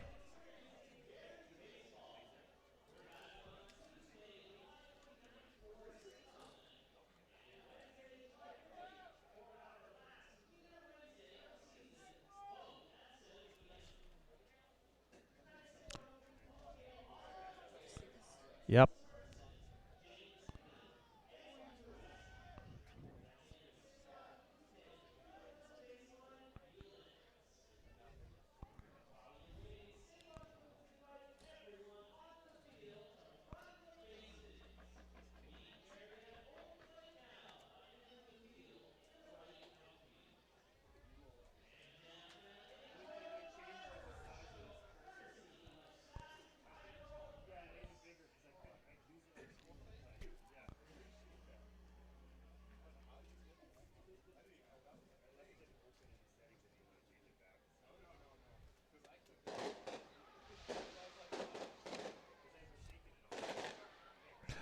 Back at Next Gen Patch at Cairns Field to wrap things up. The Saskatoon Berries win for the 40th time this year, and as I mentioned before, clinching a first-place finish in the WCBL's East Division with tonight's 6-4 victory. Your final unofficial line score for the Berries, 6 runs on 15 hits. They committed 3 errors and left 11 runners on base. For the Moose Jaw Miller Express, they scored 4 runs on 9 hits. They committed 3 errors. They left 13 runners on base. The winning pitcher is Clavert Martina in relief. It's his first win, his first decision of the season. Tanner Hosek picks up his 5th save of the year as well. The losing pitcher for the Moose Jaw Miller Express is Jacob Glazner, the starter. His record, 1 win and 1 loss. 2,175, a sold-out crowd here tonight at Next Gen Patch at Cairns Field to see it. It took 2 hours and 58 minutes to play. The Berries, the first team in the WCBL to 40 wins, 40-7 on the year. Their 6th straight win. They're 21-2 for the year here at home at Next Gen Patch at Cairns Field. And 6-1 in the season series against the Moose Jaw Miller Express, with the 8th and final meeting coming up tomorrow afternoon. For Moose Jaw, their record is 21 wins and 27 losses. They're 13-12 on the road, 1-6 head-to-head against the Berries. The Berries visit Moose Jaw tomorrow afternoon. The 8th and final head-to-head meeting between these two teams is tomorrow. And then the Berries have Monday off. They're back here on Tuesday and Wednesday to take on the Weyburn Beavers, and that'll be our next action here on FloCollege from Next Gen Patch at Cairns Field. Tuesday night, 7 o'clock, we'll be on with the webcast at 6:55 as the Berries play host to the Weyburn Beavers. Until then, on behalf of all the gang at Flo Sports, their subsidiary FloCollege, as well, all the gang here with the Saskatoon Berries, I'm Les Lazarick. Hope you have a great rest of your Saturday evening. We'll talk to you on Tuesday as you have been watching Saskatoon Berries baseball on FloCollege.